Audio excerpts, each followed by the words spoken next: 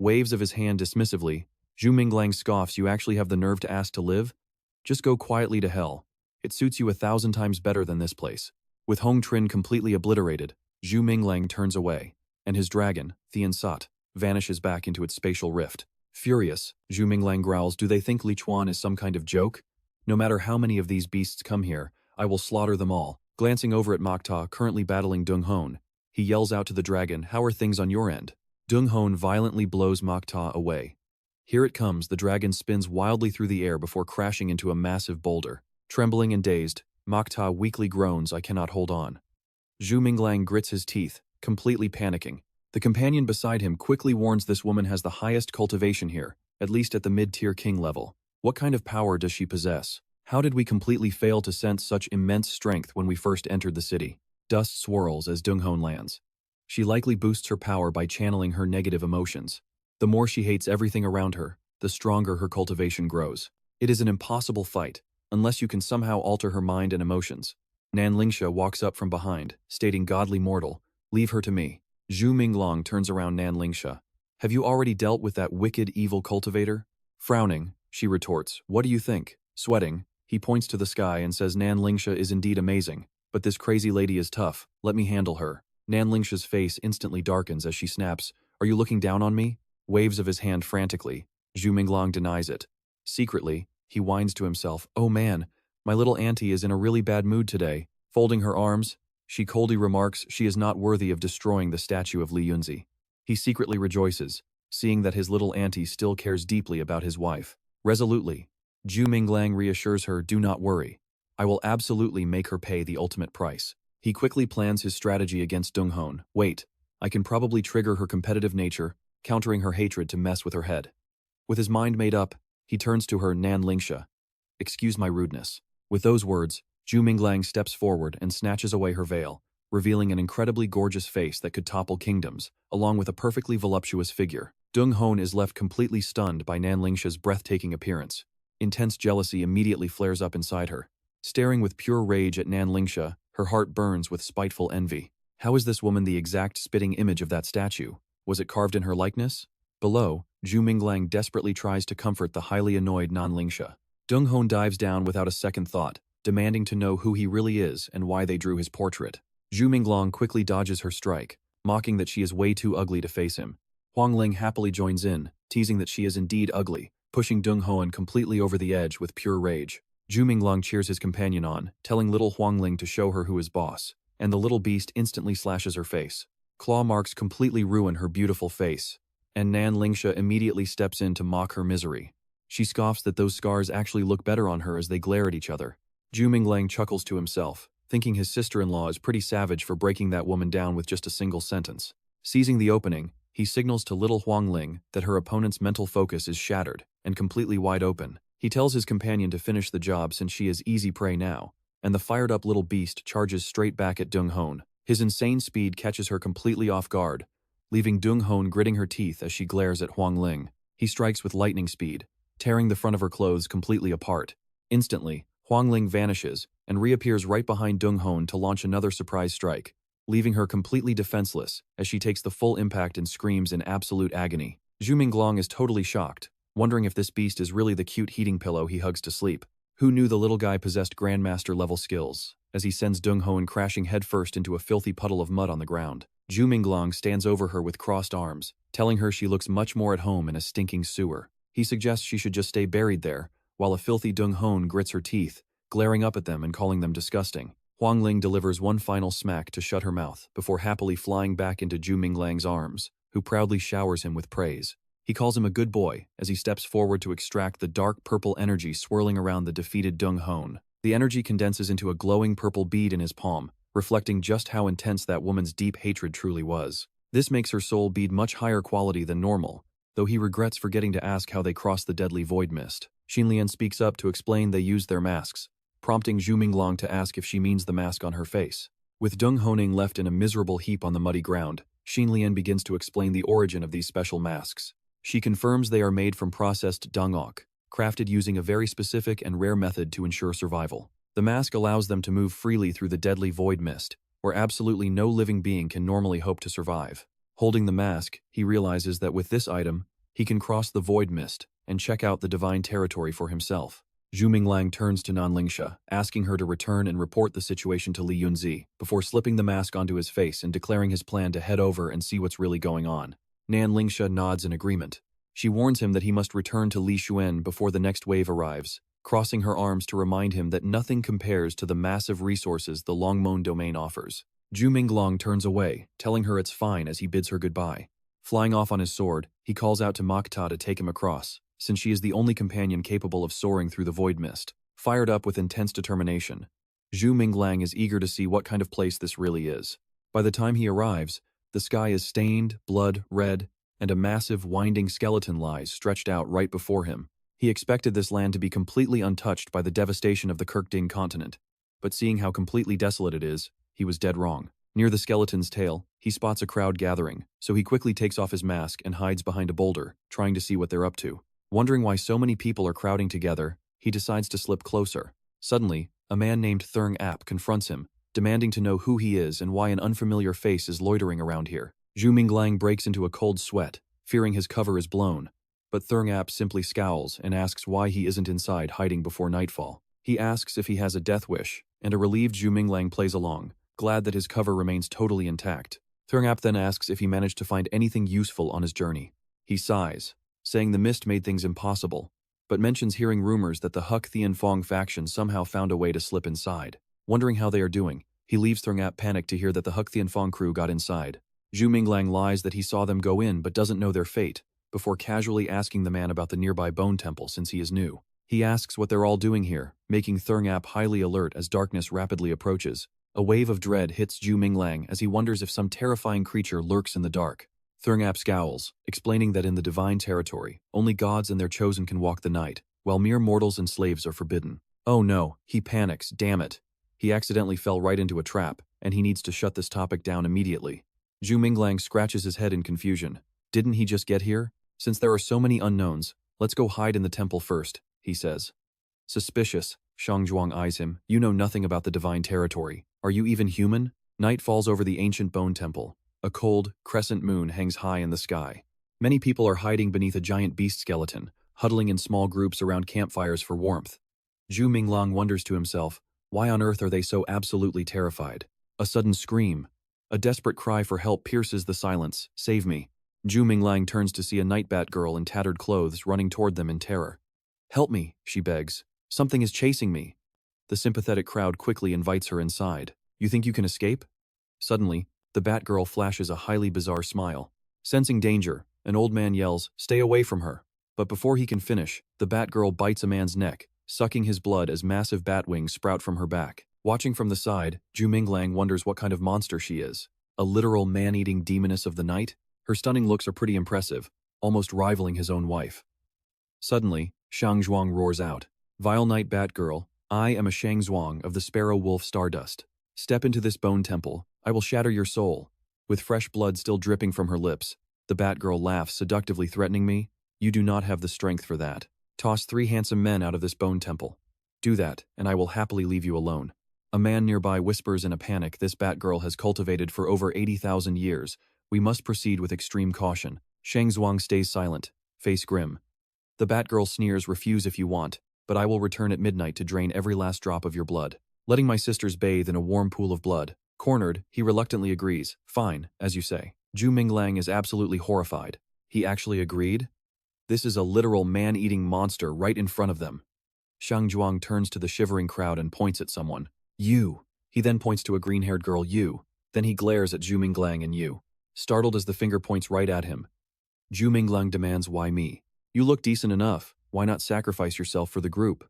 Shang Zhuang replies, besides, I am a divine citizen. Disgusted, Zhu Minglang scoffs, so a divine citizen is just a coward who hides here and sacrifices others? An old man snaps, divine citizens protect the gods. They are the chosen. Better do as he says, or we will beat you up ourselves and toss you to the monster. Turning away, Zhu Minglang scoffs, these divine citizens are such hypocrites. You two, just hide safely behind my back. The Batgirl steps closer. Whoever is first is fine. Let me smell tonight's dinner. But look at her face. Sensing something highly dangerous, her eyes widen as she recoils in terror away from Zhu Minglang. Screaming in absolute rage, Shang Zhuang, This man is a divine chosen. I made a sincere and honest deal with you, yet you tried to trick and kill me. I will never forgive the people of your Sparrow Wolf God City, never. Hearing this, Shang Zhuang is completely shocked. What?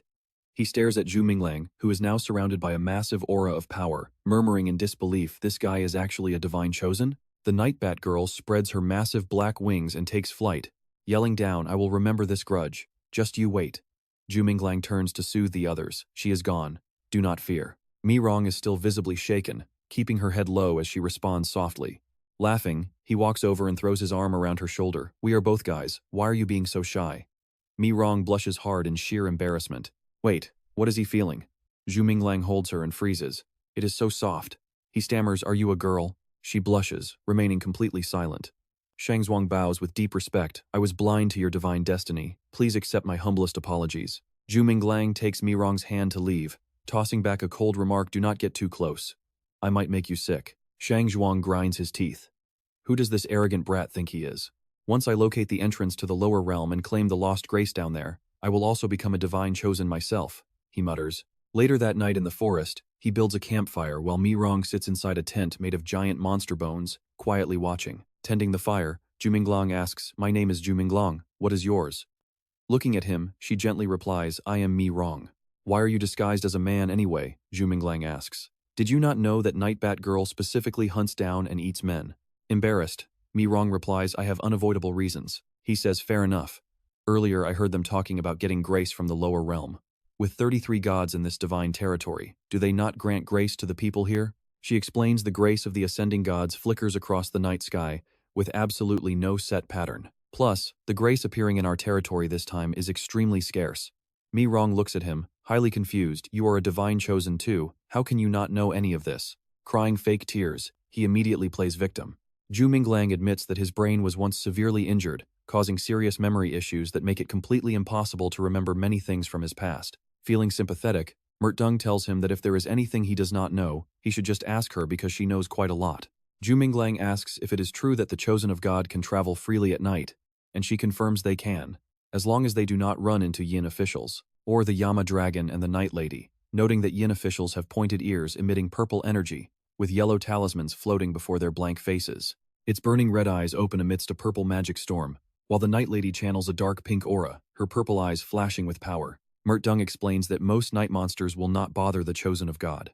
That is, unless their cultivation is pretty low, as some dark creatures can actually infiltrate this temple filled with human presence, which is why they followed him earlier, just to feel safer. Zhu Minglang whispers softly, you should stay pretty close to me tonight, since it was not easy to rescue you, and I do not want you getting killed for no reason. She scratches her head in embarrassment, blushing deeply. And wait, look at this next morning, they are still sound asleep, with Mertdung resting comfortably right in Zhu Minglang's cozy embrace. Trongquan happily shouts out that they have been traveling day and night and have finally managed to find her. She rubs her eyes and looks at him, while Zhu Minglang quickly moves closer, making Mertdung blush as she stares back at Trongquan in total embarrassment. Suddenly, she shoves Zhu Minglang completely over, asking her brother why he even came all this way. Turns out he is her older brother Trongquan, who tells her to not throw such a fit and run away like this anymore. He admits he never expected this mission to gather the Star Moon Flower would force them to work alongside that annoying little prince. Trongquan adds that if she hates that little prince so much, she should just treat him like a useless rock and completely ignore his existence. Mertdung angrily snaps that she refuses to look at him. A kneeling soldier quickly explains they only did it for the Holy Lord, and they merely asked her to travel together, not to sleep in the same bed. He asks how she could just run off without a word, especially since she is a young woman with pretty low cultivation who cannot protect herself. If anything bad happened to her, how would they ever explain it to the Holy Lord? But as she stays silent in thought, Mertdung suddenly lets out a loud scream. Enough, she yells. You are a man, big brother, so of course you cannot understand how filthy and disgusting the thoughts hidden in the eyes of some people really are. And forcing me to deal with them is far worse than throwing me straight to the night monsters. Trongquan steps in to try and calm her down, telling her to relax. He says those who cultivate extreme desire are bound to have a few weird quirks, but once they reach mastery, they will be completely normal just like them. This mission is strictly for the Star Moon Jade Glaze, he promises, swearing he will never force his sister to interact with that guy again. Zhu Minglang notes to himself that the Star Moon Jade Glaze is exactly what companion beast Tiu Baiqi needs. Mertdung slaps his hand away and screams that she does not believe him, which clearly makes Trongquan pretty angry too. He demands to know why she trusts the pathetic simp standing right next to her instead of her own older brother. Talk about a reality check. Zhu Minglang goes from shocked to incredibly annoyed, wondering how a legendary chosen of God like himself suddenly got demoted to a basic, pathetic simp. She angrily demands how her brother can just insult people like that, but Zhu Minglang gently places a hand on her shoulder to hold her back. Zhu Minglang steps forward to calmly announce that he is indeed someone she can fully trust, and calmly asks if there is an issue with that, while Trongquan stands by an animal bone tent, warning his sister not to be fooled by this kid's pretty face. These pretty boys specialize in tricking innocent, pure girls like her. She snaps that he is talking absolute nonsense, because if it were not for Brother Truck, pointing angrily at Thurng Ap, she explains how he kicked her out of the temple last night where she almost got eaten by monsters, leaving her brother completely shocked. Clenching his fists, Trongquan roars in fury at Thurng Ap for daring to bully his little sister, as the terrified coward begs him not to hit his face. A subordinate delivers a heavy punch that sends him flying while spitting blood, and the rest of the crew joins in to give Thurng Ap a savage beating. Trongquan looks back at him with anger, while Thurng Ap secretly seethes in rage. He vows to wash away today's humiliation once he enters the extreme pavilion to claim his grace, telling them to just wait. Trongquan then approaches Zhu Minglang respectfully, apologizing for the earlier misunderstanding and thanking him for saving his sister, though he quickly warns him that as a divine descendant, she is far out of his league. Mert Dung sighs deeply, thinking to herself, if her big brother only knew that this amnesiac Brother Truck is actually a powerful chosen of God, he would never say such things, prompting her to call him completely hopeless. He is her savior, so how can her brother keep talking nonsense like this? She even threatens to immediately sever their sibling bond, forcing a panicked Trongquan to quickly apologize and promise to make things right with Zhu Minglang if she is still upset. He slaps a friendly arm over Zhu Minglang's shoulder, warmly inviting this young brother to travel alongside them. Just let him keep you safe, right? Zhu Minglang shrugged. Sure, why not, he says. I have nowhere else to go anyway, so traveling together sounds like a pretty good plan to me. Zhu Minglang smiles inside. He was just wondering how to find that star moon glazed jade. Who knew this guy would deliver the perfect chance right to him? Mert Dung cheers in pure joy. Really, you are actually willing to come along with us? Of course, he replies. Trongquan sighs, muttering that she trusts a stranger more than her own brother. Girls grow up so fast, you just cannot keep them home. Out in the wild plains of the Tianshu Divine Domain, Trongquan speaks. This domain has 33 main deities, including the Tuklang God and Huyanqua God. Zhu Minglang asks, is Huyanqua God the main deity everyone worships here? He nods softly. Zhu Minglang follows up, asking what that star moon glazed jade everyone was talking about actually is. I completely forgot, he says. Does it taste good? Mert Dung sighs internally, thinking her poor big brother is so pitiful for forgetting such a legendary treasure. She explains that the star moon glazed jade is a rare heavenly essence. This territory cannot actually produce it naturally on its own. It only forms when a blazing meteor crashes from above. Then, it has to slam into the earth with unbelievable force, creating a unique, massive shockwave that finally births the treasure. This glazed jade is an incredibly rare resource for cultivation. When it lands, the whole valley shakes, shattering rocks as a bright blue light erupts. Zhu Minglang asks another question, why is finding her the only way to locate this legendary star moon glaze anyway? Mert Dung smiles and replies, I am a star observer. I saw the meteors streak across the sky, so I can roughly predict where they fell. He presses on, asking if she can actually predict things in the future. No, that is what a prophet does, she explains. We are just a small branch, and my current level is pretty low. Otherwise, I would not have ended up thrown out of that bone temple. Zhu Minglang nods. That makes sense. After all, Miss Tinhua can even predict the blessings of a main deity. Her powers are clearly leagues above the divine descendants in this territory. Near a vast field, a winding river flows under a rustic wooden bridge, reflecting the peaceful green mountains rising in the distance. Sitting right in the middle of the bridge, Zhu Minglang unleashes a burst of purple spiritual energy. He is shocked. Just by channeling this purple solar energy, his cultivation speed surged by 350 times. It seems even the local plants are bathing in this insane sunlight, turning them into highly valuable spiritual herbs. Just think about it, this entire territory is basically a massive goldmine of legendary spiritual treasures. Right then, a man approaches and asks if Mert Dung is the one who brought the young Emperor Dungqi. He chuckles, saying so this is where she has been hiding. Mert Dung gasps in sheer terror, her eyes wide as she freezes. Zhu Minglang slowly turns around, staring at Dungqi with a look that asks who this clown is. Dungqi points a finger right at Zhu Minglang, shouting out, Kid, you are blocking my view, so get the hell out of the way. Zhu Minglang sighs, squinting. The sun is pretty blinding today, he says. If you are so powerful, why do not you just make it set? Dungqi glares, gritting his teeth in fury. Before he can explode, Trongquan quickly steps in, explaining that this guy saved his younger sister. He is just a rogue cultivator who does not know how noble you are, Trongquan says. so please forgive his pretty blunt words. Dungki scoffs, saying the ignorant are forgiven. He asks Zhu Minglang if he has ever heard of his path of extreme desire. Zhu Minglang calmly replies that he has heard a bit of it. Dungki sneers, explaining that he cultivates possession, meaning whatever catches his eye, he has to take it. Otherwise, inner demons will consume him. And to destroy those demons, he is willing to do absolutely anything. Dungki glares, asking if he gets the message. Zhu Minglang just laughs, replying that he is also a desire cultivator, but his path is justice. His rival frowns in utter confusion, muttering justice. Zhu Minglang complains that when Mert Dung slept on his shoulder last night, his arm went completely numb. He adds that the temple was a total dump with no proper inn. Dungki curses in his head, absolutely hating this brat. Before he can snap, Trongquan grabs his hand, reminding him to stay focused on their mission. He grits his teeth, calling Zhu Minglang a nobody who does not know his place. Inside, Dungki vows to make him pay dearly very soon. As they keep walking, Zhu Minglang speaks up, asking if that annoying guy was the young emperor they mentioned earlier. Mert Dung nods, explaining they are from the Trier-Jiao heaven capital, and they worship the deity Trier-Jiao. That city is made of 9 heavenly peaks, she says, each ruled by a leader. Dungki is basically one of the minor lords of his peak. Zhu Minglang raises an eyebrow, asking if this Trier-Jiao god is actually strong, since the name itself sounds pretty arrogant. Mert Dung explains that the brightest deities in their sky are the legendary 7-star Big Dipper gods. But in truth, there used to be 9 stars up there. She adds that her deity, Huyenqua, and their deity, Trier-Jiao, are actually those missing 2 stars. But for some mysterious reason, the light of both gods gradually started to fade away. Hearing this, Zhu Minglang speaks up. So, besides the main 7 stars, Huyenqua and Trier-Jiao are easily the most powerful deities in this entire world. Mert Dung nods in agreement. Up ahead, Dungki suddenly stops and calls out, "There are people waiting for us." The group halts, staring intently toward the horizon where strange white smoke rises. Panic-stricken soldiers scramble up the dark crater, blood-soaked armor, smoking. Zhu Minglang wonders, are they from Shengque? He warns the group these people are incredibly strong, stay alert.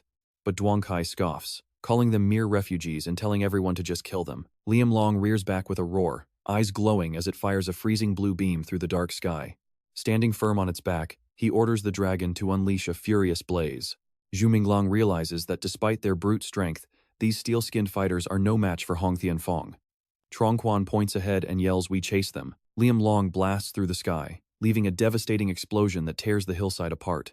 While they watch silently from behind, Mat Dung spots a glowing gem in the distance. Holding it up, she gasps. It is the Star Moon glazed jade. Suddenly, Zhu Minglang clutches his head, groaning in pain, which makes her cry out in panic, "Brother Truk, what is wrong?" He grips his temples. "I think I remember my past. I am a dragon trainer." Mat Dung instantly cheers. "Really? That is incredible," she squeals. "Can I see your dragon?" Zhu Minglang smiles. "His name is Bai Qi, my very first companion," and she squeals at how adorable he is. Mat Dung cradles the glowing gem in her hands and asks him, "Do you like this?" She happily hands it over, offering it as a gift, and Bai Qi chirps, "Thank you, big sister." He feels a wave of guilt. "I am sorry, little sister, but for Bai Qi, I have to play this part. Do not hate me, I will protect you." Mat Dung gazes at Bai Qi wistfully, whispering, "If only I had a cute little dragon pet of my very own." Zhu Minglang speaks up. "I can feel little Bai Qi's strength surging, and even more of my memories are returning." She looks at him with innocent, wide eyes. "So does this Star Moon glazed jade actually help restore your memories, brother?" He gives a casual shrug. "Yeah, I guess so." "Now, we are moving." Mat Dung grabs his arm, urging him to chase after those steel-skinned fighters. They must have dropped this jade, meaning they are searching for it too. Meanwhile, Duangkai growls in frustration. "Damn it, those refugees managed to slip inside." Another soldier suggests this might be their hidden stronghold. "Maybe we should breach the place and wipe them all out." Trongquan clutches his fist, spitting out, "And those bastards beat us to the Star Moon glazed jade. How incredibly annoying." Then it clicks. They are using the Star Moon glazed jade to cleanse the void mist, because they are trying to break into the Kukdin continent. The resting soldiers gossip. Hak Tianfeng's elites have spent endless sleepless nights trying to figure out how to bypass the barrier, and they still have nothing. Which means we get the prize without even lifting a finger. This is just too easy. If we slaughter them all, not only is the jade ours, but we can explore the Kukdin continent freely. It is absolutely perfect. We strike the moment darkness falls. Duangkai struts away laughing arrogantly, leaving Mat Dung and her brother behind. Trongquan whispers, "Little Dung, once we enter Kukdin, can you pinpoint the exact location of the grace?" She nods, saying it should be possible. Pressing his lips into a thin line, Trongquan commands, "In that case, we move in right now. Everyone follow my lead." If I raise my left hand and make a fist, you strike instantly and slaughter every last one of Hong Tianfeng's soldiers. Do not leave a single survivor. One warrior asks hesitantly, even the young emperor. Must we eliminate him too? Isn't that going too far? He snaps back. Do you seriously think his life is worth more than the divine grace? Matt Dung gasps in disbelief. Big brother, why are you becoming so heartless and obsessed with profit? Trong replies with a cold glare. Do not be naive, little Dung. The great gods looking down on us only reach those heights by stepping over piles of corpses. He continues in a low voice besides. Little Dung, didn't you absolutely loathe that brat anyway? I can tell his feelings for you are completely fake, so there is no reason to show him any mercy. She snaps back, whatever consequences come, I will face them myself. Your only priority right now is securing the grace in Kuk Din, so do not worry about anything else. Trong sneers, once I obtain that divine power. Everyone bows. Everyone in our clan will bow beneath my feet, and you can do whatever you want. But as Zhu Minglang approaches, they both go dead silent. As Trong walks off, Matt Dung pulls her hood down low. Zhu Minglang watches him with deep suspicion, before turning to her with a frown. What is wrong? She murmurs sadly. I feel like my brother has completely changed. Maybe in his eyes, I am just like everyone else, another tool to exploit for his own gain. Zhu Minglang softly replies, you need to have a little faith. Really, she sighs. Should I just force myself to believe that he only behaves this cruelly when dealing with outsiders? Patting her head to comfort her, he says no. You need to have faith in your own judgment, and trust that it is the cold truth. She whispers his name, sobbing softly. Yinli's eyes reflect a deep pain and regret. The two sit in silence, building a fire to warm themselves. Suddenly, his brow furrows as he strains his eyes to peer into the darkness ahead. Minglang stands up and asks if she hears anything, but Mi Rong tells him she hears nothing. He thinks to himself that something is wrong. There is definitely a noise, and it seems to be coming from the sky. They both look up to see a massive beast appearing, its red eyes crackling with purple electricity. Terrified, she stammers out that it is the legendary Yama dragon. Minglang turns to her, urgently saying they are not safe on the surface and must quickly hide underground. Mi Rong hesitates, worrying about her leader, but he replies that her leader and those young nobles have completely vanished since dusk. He figures they went searching for other cave entrances along the rift, glancing toward a nearby cave mouth that is radiating several glowing pink lights. He assures her they have numbers on their side, so they should be completely fine. Let us find a place to hide first, and put on these celestial masks.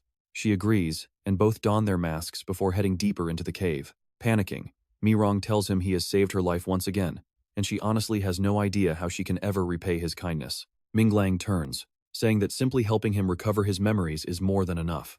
Cheerfully, she promises she will definitely gather plenty of Star Moon glazed glass pieces for Zhu Minglang, while he points out a fire up ahead and suggests they go take a look. Just ahead, a group of people is sitting around, looking utterly miserable. Mi Rong suddenly gasps, recognizing them as refugees from the Shengkui continent, while Minglang notes their cultivation is quite low, meaning someone must have protected them until now. An old woman stands up, accusing them of serving gods who have driven her people to absolute ruin. They already fled underground just to survive, so do these gods still want to hunt them to the bitter end? Han Song finishes speaking, and Minglang stares at her, pondering the word gods. He quickly dodges as a long slash of light cuts right past his face. A person collapses with a pretty severe wound on their neck, as a night demon appears, its eyes and entire body radiating an ominous purple light.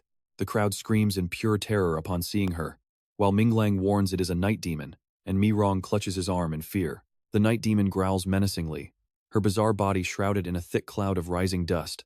Now this is epic. A wounded girl can only stare in horror, completely helpless, until Minglang steps up and calls upon the Tianxia dragon. An azure dragon of towering majesty emerges immediately after his cry. The beast swings his hand and whips the night demon, sending her crashing straight into the wall. Cracks rapidly spread outward across the shattered surface of the stone wall. Glowering with dark pink pupils, the furious night demon shows pure rage on her face. She stomps her foot hard onto the ground, launching herself straight toward the Tianxia dragon. Before she can even react, she takes another heavy hit from him as Tianxia glares down, cursing the arrogant little brat. Realizing she is outmatched, she decides that running is her best option. Tianxia yells at her not to run, but Minglang stops him, warning him not to pursue. He silently notes that with the Yama dragon waiting outside, they stand zero chance. The Tianxia dragon can only let out a heavy, frustrated sigh, complaining that he barely got to warm up before the fight ended. Minglang chuckles awkwardly and placates the dragon, saying the night demon likely won't return anytime soon, so the beast should take a nice, long rest. Switching to a peaceful cavern, he stands at a distance and raises his hand, telling them to stay calm. He assures them they mean no harm, but Han Song only glares back with deep suspicion, demanding to know what they are after. Minglang offers a friendly smile, explaining they were simply chased underground by a Yama dragon, as Mi Rong stands beside him, preparing to speak. Before she can finish, the old woman cuts her off, explaining to her people that it is a beast 100 times worse than any night demon.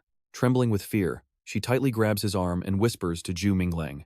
All their strong warriors are outside fighting the dark walkers, leaving only the sick, the elderly, women, and children stranded in this cavern. Minglang rubs his chin in thought, realizing these Shenque warriors trying to escape to the Jiting continent are powerhouse fighters. Every single one is at least a king-level expert, and their entry into Jiting will absolutely trigger a massive bloodbath. And check this out, he realizes that if he protects these helpless elders, those powerful king-level experts will owe him big time. Minglang suddenly poses a question, asking Mi Rong if God Huachu is actually an all-knowing deity. For instance, if he wants to completely wipe out Sheng Kui, would he instantly know if someone secretly saved these people? Mi Rong is quite confused but still answers that he is a god famous for raw strength, asking if Zhu Minglang wants to help them. Clasping her hands together, she praises him to high heaven, stating that Zhu Minglang is truly worthy of his legendary reputation. Praising his kind heart, she tells him to go right ahead since God Huacho could never find out, prompting Minglang to look over. Hearing those words puts his mind at ease. He then stares at Han Song and delivers his terms. He tells them he can help, but not for free. He demands all their star moon glazed glass, promising to safely guide them straight onto the Jiting continent in exchange. She freezes for a few seconds, hesitating, completely speechless. Watch out, massive loose rocks suddenly rain down from above with a terrifying tremor. Zhu Minglang quickly spins around, pulling Mat Dung into his chest to shield her. Meanwhile, a bright purple energy surges right along the wall. The Insat instantly appears, blocking the massive falling rocks right in front of them. He and Mat Dung panic as someone screams that the Yama King Dragon is attacking. Zhu Minglang turns to urge Han Song, asking what she has decided. Left with no choice, she hands him a bag. This is all our star moon glazed jade. It is all yours. Grabbing the bag, he helps her move along. Waving back to the rest, he tells them to follow. Together, they trek through the deep twists of the cave. Han Song follows closely, anxiously warning that these underground veins are incredibly complex. One wrong turn, and they are lost forever. Zhu Minglang put his hand on his hip, telling her to relax. A stargazer does not always need to see actual stars in the sky to guide the way. Mat Dung pipes up, bragging about her expertise in geography and mapping. Suddenly, a faint light peeking through a crevice catches his eye. Zhu Minglang walks over, gently touching the rock face. He feels a breeze, a clean, fresh breeze. She chimes in that the exit is close, getting a head pat from him. He praises her talent, saying they would have been lost without her. She proudly boasts that even the Saint Sovereign praised her genius. Zhu Minglang tells her he is going ahead to scout, while she anxiously warns him to be careful. Zhu Minglang, be careful, we are in the Jiting continent now, and locals here might hunt down outsiders like us without mercy. Han Song agrees, noting that they would not show any mercy to foreign intruders either. He smiles confidently, do not worry, I have a plan for this. And you won't believe this, he is actually thrilled, because right above them is his own home turf. Zhu Minglang steps outside the cave alone, looking around in surprise to find himself at Northern Juling. Rubbing his chin, he realizes that settling the refugees here in Northern Juling is actually a great idea. Since Yunzi turned Juling City into their fortress, this is practically home. Suddenly, a loud shout snaps him out of his thoughts. A voice barks, who goes there? Zhu Minglang spins around quickly.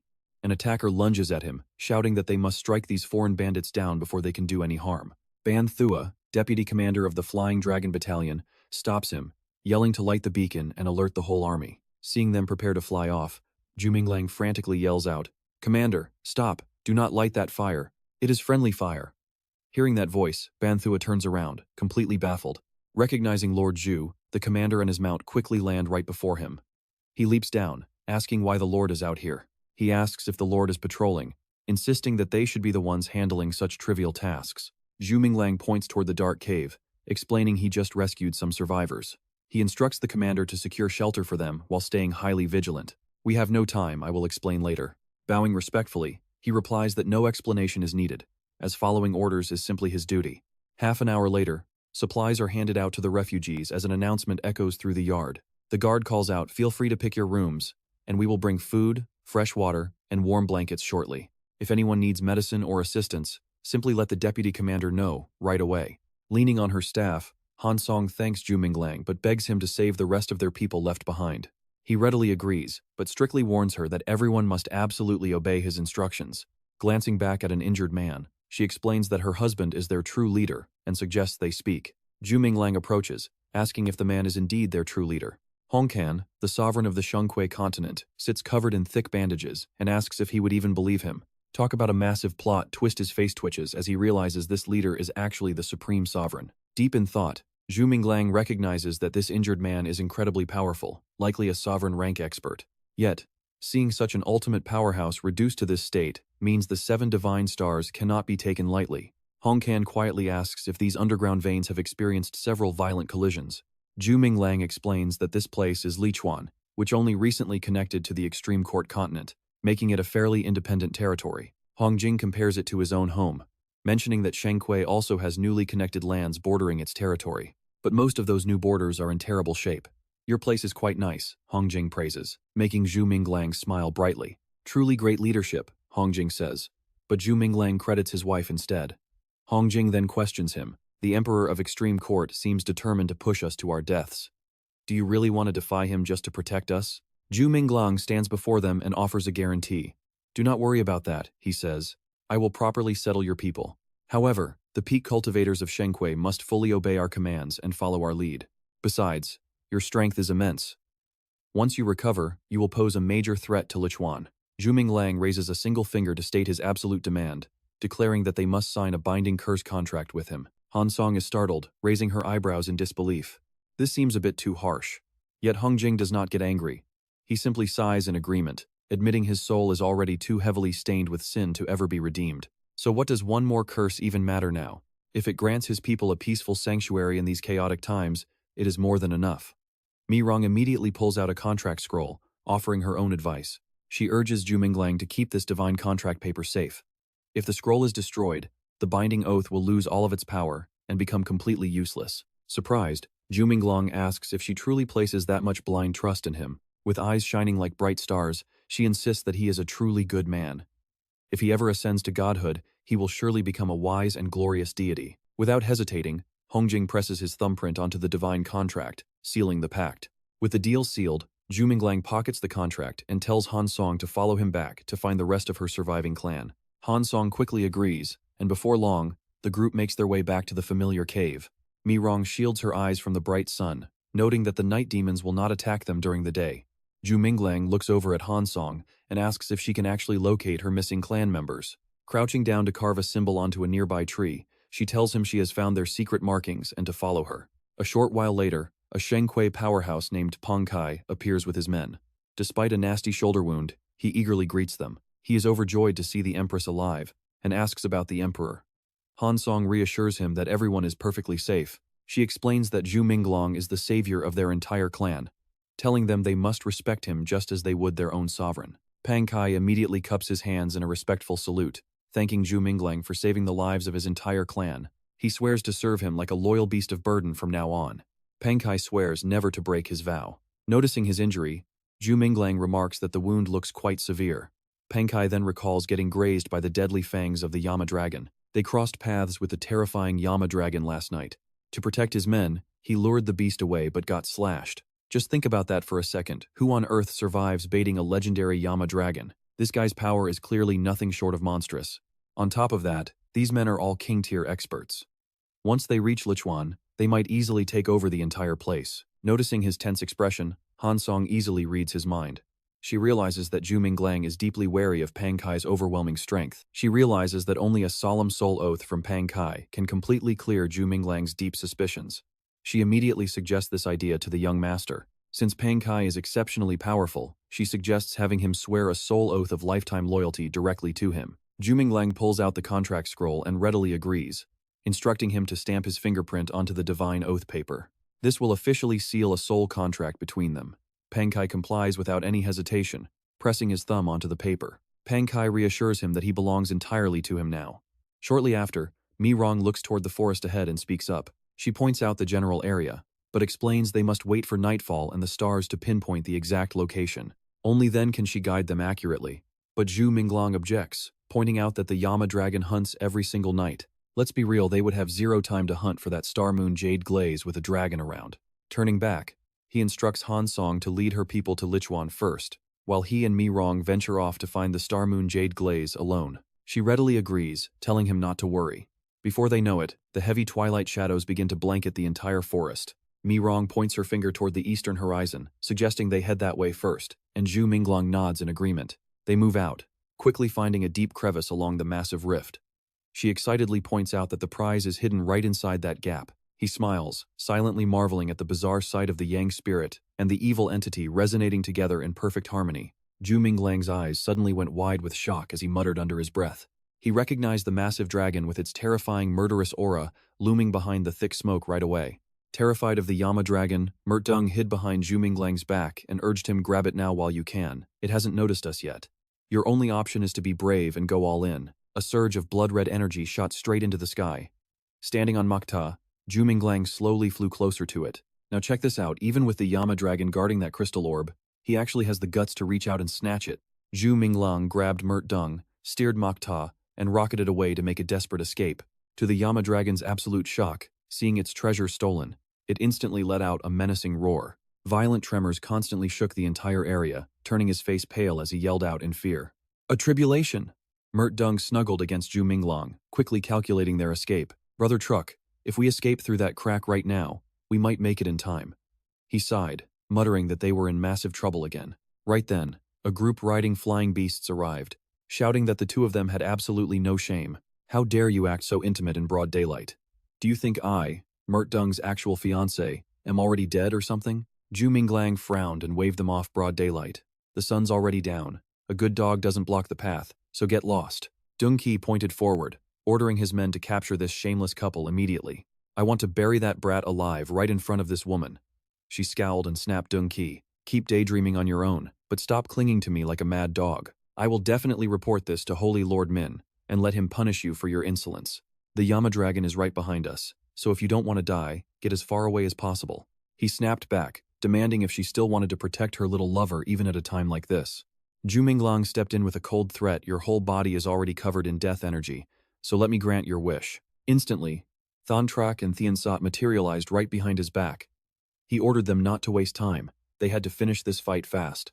Huang Ling suddenly hopped out too, catching Zhu Minglang off guard. Why is this little guy out here as well? The little beast rushed straight at one of the guards, leaving him completely dazed.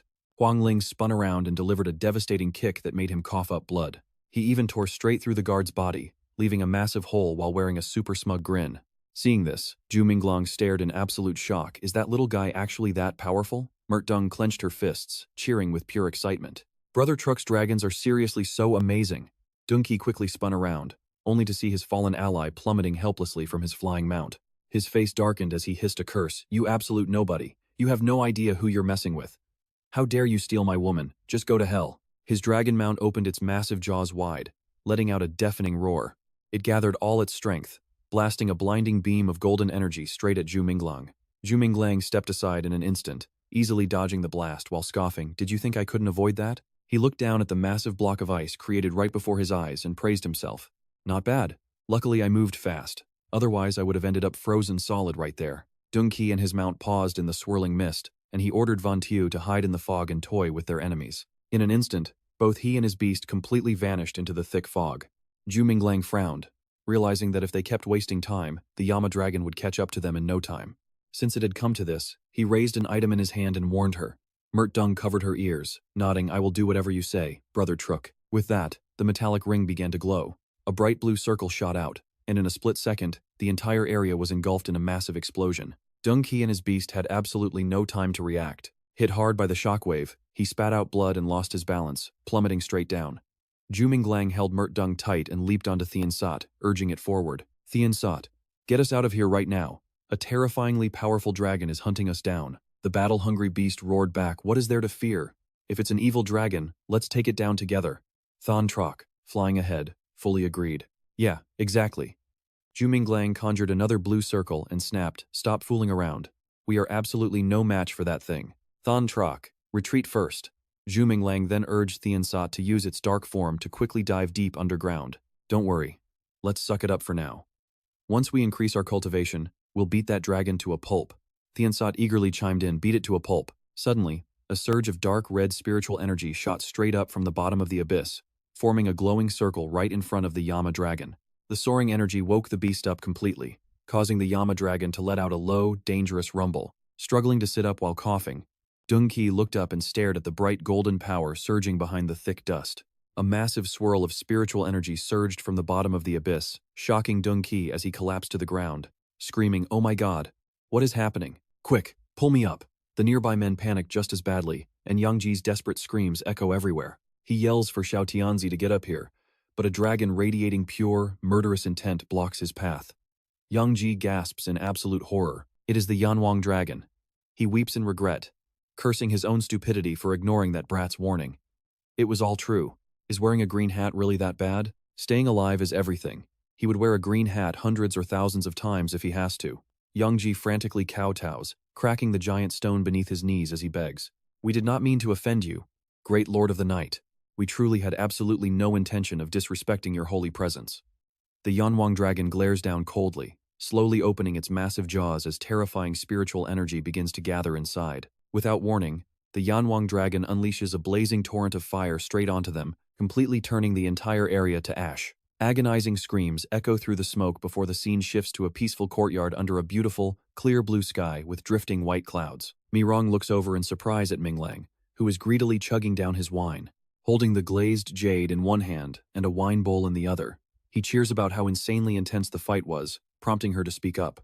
Although this Yanwang dragon is not an actual god, its power is pretty close to one. For you to escape its jaws, brother, is honestly incredible. Minglang looks down at Bai Qi, who is happily licking him. He scolds him playfully. "We almost wiped out just to secure your food." Mi Rong's eyes sparkle like stars as she admires the beast, saying that Brother Truk's white dragon is becoming more gorgeous by the day. "If dragons had pageants, your white dragon wins first place, easily." Hearing this, he frowns in thought. He cannot find any records explaining what specific species of white dragon little Bai Qi is. Mr. Xinghai previously only noticed a single trace of the Kangyu white dragon lineage in him. Minglang examines him closely. His exact type will only show after he matures. Suddenly, Mr. Xinghai appears out of nowhere, staring wide-eyed at the scene, gasping out, "Star Moon Glazed Jade. A piece this massive should be more than enough to help little Bai Qi reach maturity." Hearing this, he quickly asks Mr. Xinghai, "I feel like the energy in this Star Moon Glazed Jade is enough to help a whole pack of dragons ascend to the Dragon King level. Are you sure such a massive treasure can only take little Bai Qi to his maturation stage? Is there any chance it could push him directly into his fourth complete phase?"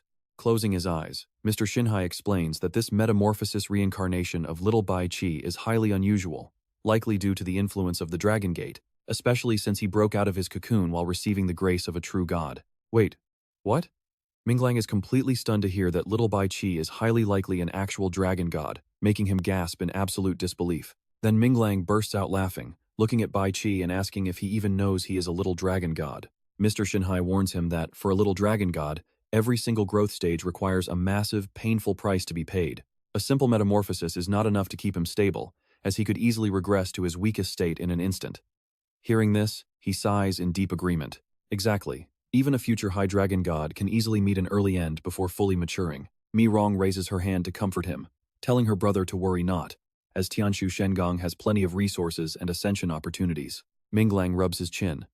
Looks like a trip to Tianshu Shengong is necessary. Suddenly, a girl pushes the door open. Lingsha steps in, frowning as she warns him that he can go, but he absolutely must return before the next temporal wave. Xinhua predicts that when that time comes, the gifts bestowed by the Dragon Gate will far exceed anything Tianshu Shengong could ever offer. Curiously, he asks how long they have until that next wave. She answers bluntly, 1 month. Minglang crosses his arms and mutters to himself, 1 month? By then, the void mist will completely disperse, and the people from Tianshu Shengong will reach Lichuan through the underground water caves. With firm determination, he declares that he will do his best during this month to gather information about the Dragon Gate from the Tianshu people. Lingsha suddenly blushes, looking away as she softly tells him to travel safely. Minglang tells her to take care as well, warning everyone that Lichuan is full of dangerous undercurrents. She quietly whispers a simple yes before departing. Seeing this, Mi Rong excitedly asks if she is their goddess, and wonders which star she represents. Mr. Xinhai whispers that she is this kid's third wife. He jumps in shock, quickly covering the old man's mouth while begging him not to talk nonsense. Not long after, they stand before Hongjing as Minglang announces his plans. He says he is preparing to head over to Tianshu Shengong, promising to search for any rare spiritual herbs along the way to help with his condition. Hearing this, he happily thanks him, hoping his illness can finally be cured. Bang Kai places his hand on his chest, volunteering to join them. I cannot say I will fight across the Tianshu divine territory for you, but protecting this Lishuan Grand Hall is something I can certainly do. Bang Kai begs Master, let me follow you. Zhu Minglang then glances over to instruct Mert Dung. Zhu Minglang agrees, that is fine, but this trip is mainly for my own training. Until I tell you to fight, your only job is protecting Mert Dung. Mert Dung smiles, feeling quite touched in her heart. Zhu Minglang is always treating her so incredibly well. Zhu Minglang's voice echoes throughout the courtyard. With everyone ready to obey his orders, the three set off together, slowly stepping into a dark, shadowy area. While walking, Zhu Minglang suddenly asks Bang Kai, between you and Sovereign King Huangjing, who is actually stronger? Scratching his head with a forced laugh, Bang Kai pleads, Master, please do not mock me. Even if our cultivation is similar, that Sovereign King can easily fight 10 of me at once. Zhu Minglang gasps in shock. They are both peak king class, yet the power gap is somehow this massive. Bang Kai stops, firmly stating, yes, the Sovereign King is someone who has already touched the divine realm. While I might never advance again in this lifetime, the higher your cultivation, the better you understand where your own absolute limits lie. Looking off into the distance, Bang Kai explains those higher tiers are just like the blue sky. You can see them, but you can never reach them. For my mortal body, even if I train to the absolute limit, I still do not see any hope of ever truly transforming. Zhu Minglang frowns, asking in disbelief, is there really no path forward at all after reaching the peak of king class? Thinking of rare treasures, Bang Kai confirms yes, once you hit peak king class, natural treasures have absolutely no effect on your body anymore, making a massive leap in quality, like going from master to general, or general to king class, becomes completely impossible. Bang Kai whispers dejectedly, perhaps the very moment we first started our cultivation, we stepped onto a completely wrong path. This really makes you think. Zhu Minglang steps forward, wondering if their entire path of cultivation was actually flawed from the very beginning. Bang Kai calmly replies, however, you are not like a common, ordinary mortal like me, Master. Pointing at himself, Zhu Minglang wonders, is there really some kind of special aura on me? Bang Kai gently explains, I once heard some seniors talk about those destined by heaven, or chosen by the gods, and those who defy fate. Master, you must be one of them, right? Mert Dung immediately chimes in, Brother Zhu Minglang is indeed a god-chosen one. He even received a formal blessing. Realizing the truth, Bang Kai quickly bows and offers a solemn plea. So that is how it is. If you ascend to godhood in the future, Master, please free me from these mortal chains. Zhu Minglang pats his shoulder comfortingly, do not be so pessimistic. Who knows, maybe one day you will break through. He then calmly highlights his strengths. There is still so much I do not know about this Tianshu divine territory. Luckily, I have you to help guide me along the way. After speaking, Zhu Minglang turns back to ask Mert Dung where is the nearest divine city around here. She answers right away, it is Quelang Divine City. Pleased with the answer, a smirk plays on his lips. Perfect. Let us head to Quelang Divine City then. We can also take this chance to learn about the god's followers there. Mert Dung agrees, those people are incredibly greedy. You must teach them a lesson, Brother Zhu Minglang. Meanwhile, Zhu Minglang considers their path, as Quelang is split into upper and lower cities. The upper city is the actual divine city, fully protected by the pure light of the god Quelang, but the lower city is completely chaotic, filled with all kinds of shady characters and even some highly suspicious cults. In that case, let us find a nice inn to stay at up in the upper city. The moment they walk inside, Zhu Minglang gasps out in pure shock, what, 20 gold pearls? He hesitantly tries to bargain, saying it is far too expensive. Can you lower the price a bit? Looking at him with absolute disgust, the shopkeeper snaps, cheap rooms are only in the lower city. If you have no money, do not ruin my business. Right behind him, Bang Kai unleashes an overwhelming aura, slowly warning him, watch your attitude when speaking to my master. Terrified, the keeper quickly stammers, all right.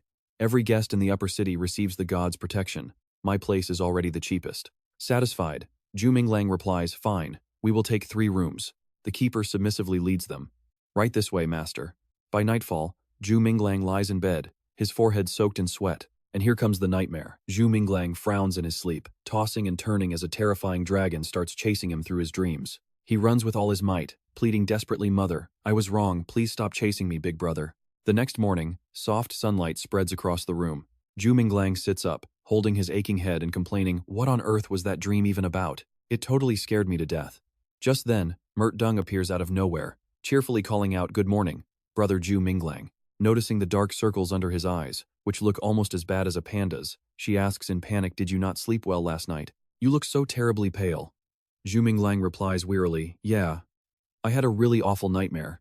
Maybe that Yanwang dragon left me with a massive, unforgettable psychological shadow after all. Hearing this, Mert Dung warns him with a serious expression, Brother Zhu Minglang, this might not be just a simple nightmare after all. There is a really high chance that the Yama dragon used its nightmare powers to cast a curse on Zhu Minglang. Or maybe it wants to track down our exact location through his dreams. Zhu Minglang gasped in pure shock. Can this Yama dragon actually track people in dreams? Mi Rong carefully explained the whole thing to him. The Yama dragon might not have that power itself, but creatures like the Night Eye Girl, Night Dream Demon, and Nightmare Dragon definitely possess dream-related abilities. It is quite possible the Yama dragon was actually acting on their orders to hunt down Zhu Minglang. Zhu Minglang rubbed his chin thoughtfully, saying, hearing you say that, I realize every time I dream of the Yama dragon, its eyes get a little closer to me. Could it be that the dragon is narrowing down its search range, gradually tracking down the very traces we left behind during the day? She guessed we must have dropped some item back in that underground cave, and it still carries our scent. Mi Rong urged him, Zhu Minglang, we must find a dream master immediately. Otherwise, we might never be able to leave Kuelang Divine City, and we would not even dare to enter the lower city. Hearing about this for the first time, Zhu Minglang asked curiously, is it easily found? She replied immediately, as far as I know, there is a highly famous dream master in Kuelang Divine City, so we can go find her. Zhu Minglang stepped out to find the dream master. Upon arriving, a servant guided him, saying, young master, please come this way. The master is soaking her feet inside. Frowning, he thought, foot soaking? That is pretty similar to the services offered on pleasure boats. A gorgeous woman lay lounging on a chair, her fair white feet submerged in the crystal clear water. She spoke up and asked, I heard someone paid 3 times the normal rate just to lay eyes on this fairy, so which young master is actually this generous? The servant bowed awkwardly and whispered, Master, he is standing right here. He smiled, you are quite elegant, master. Qingqi lifted her feet out of the water, saying, what kind of dream has made this silly young master so gloomy? If you are just lovesick over some beauty, that is an easy fix. She playfully teased him, if you come hang out with Big Sister more often, you will definitely forget her, because your dreams will only have me in them. Zhu Minglang answered very honestly. The thing I see in my dreams is actually quite terrifying, though he could not help but admire her stunning body. Those curves, that figure. Fortunately, my own wife is not inferior to her at all. Otherwise, I would definitely have been completely tempted. Qingqi calmly met his gaze, telling him to go ahead and speak, as she had seen every dream imaginable. But when Zhu Minglang revealed he dreamed of the Yama dragon, the entire room fell dead silent. Qingqi stood up, her voice now carrying a hint of real excitement. This just got interesting. She gladly takes the job, promising to have Tong Zihuan refund his money later. Astonished, Zhu Minglang could only ask, refund me? She leaned in, whispering with extremely playful, flirtatious eyes, yes, I will refund you. Qingqi lifted Zhu Minglang's chin, making him blush deeply as she teased, when I meet a handsome young master like you in business. Qingqi whispered directly into his ear, it can be totally free. She smirked, her eyes full of intense amusement as she looked him up and down. Besides, I am extremely interested in a creature like the Yama dragon. But how did someone with such ordinary cultivation like you catch the Yama dragon's attention? Zhu Minglang said seriously, I cannot easily reveal that. But do you actually have a way to break this dream curse the Yama dragon placed on me? Qingqi slowly stroked his chest before answering, the Yama dragon feeds on the deep fear that humans have toward the dark night. Even the gods sitting high above our heads cannot claim that they can walk completely unscathed through the dark. Pointing right at his chest, she continued, you got hit with this nightmare curse because of the fear in your own heart. Hearing her words, Zhu Minglang knit his brows tightly. He can literally feel the Yama dragon lurking right behind his back. But Qingqi, completely oblivious, calmly said, what you think of by day will manifest by night, and your fears will directly shape your dreams. She asserted, and that is exactly how the Yama dragon will find you. He quickly asked, is there any way to solve this? Qingqi proposed a solution, I will help you fall asleep, drawing the midnight dream demon straight into your dream. You just need to slay it, and they will never find you again. Zhu Minglang hesitated, thinking, but in my dreams, I usually act like a complete idiot. How can we guarantee that once I fall asleep, my dream self will carry out this mission? Qingqi chuckled, replying confidently, do not worry. Big Sister will make sure you stay fully lucid while you dream. Hearing that, he wanted to start immediately, his tone growing quite urgent, so, when do we actually begin? I want this resolved as fast as possible. Suddenly, Qingqi smirked, replying, it has already begun, you know. Zhu Minglang knit his brows, staring at her in total confusion. Suddenly, Qingqi asked, the 3 of you came together, so where are your companions? Zhu Minglang gasped, and only after a quiet moment did he realize, I am already dreaming. Qingqi chuckles and teases him, silly boy. Did you only just realize that? But Minglang is still quite puzzled, so he brings up his biggest question. Can I actually boost my own cultivation level up to the god realm in this dream? Minglang somehow imagines himself with his clothes completely ripped to shreds, yet he looks at her with a deadpan expression. With a grand dragon in my left hand and a god fist in my right, wouldn't the Yama dragon have to completely submit? Qingqi squeezes her eyes shut and snaps at him, keep dreaming. Because everything here is limited by your actual waking mind. Whatever your real cultivation is, that is exactly what you get. If you try to force a change, you will turn into an idiot. Realizing his slip-up, Minglang quickly pivots. Oh really, my bad. But wait, I have another question, he says cautiously. She sighs and asks what it is. Minglang's eyes light up as he finally asks the question he's been holding back. Is it true that your page boy will refund my money? Completely losing her temper, Qingqi snaps back that was a total lie. She waves her hand in exhaustion. Go take a walk outside. Let's see what's in this dream of yours. As they walk deeper, they find a bamboo bed. Right in the center, Lingsha is sitting upright, quietly painting a beautiful ink landscape. Qingqi turns and teases him. It seems you've got a lady locked in your heart, especially with all these secret bamboo forest meetings. Clearing his throat, Minglang tries to change the subject. Let's focus on the mission first. But inside, he's screaming, why did it have to be Lingsha? This is going to be so awkward later. Suddenly, Qingqi points and tells him to look over there. Up on the city wall, a majestic figure stands overlooking everything. Stunned, he wonders, could that really be the Sparrow Wolf God? That is exactly how he always pictured him during the day.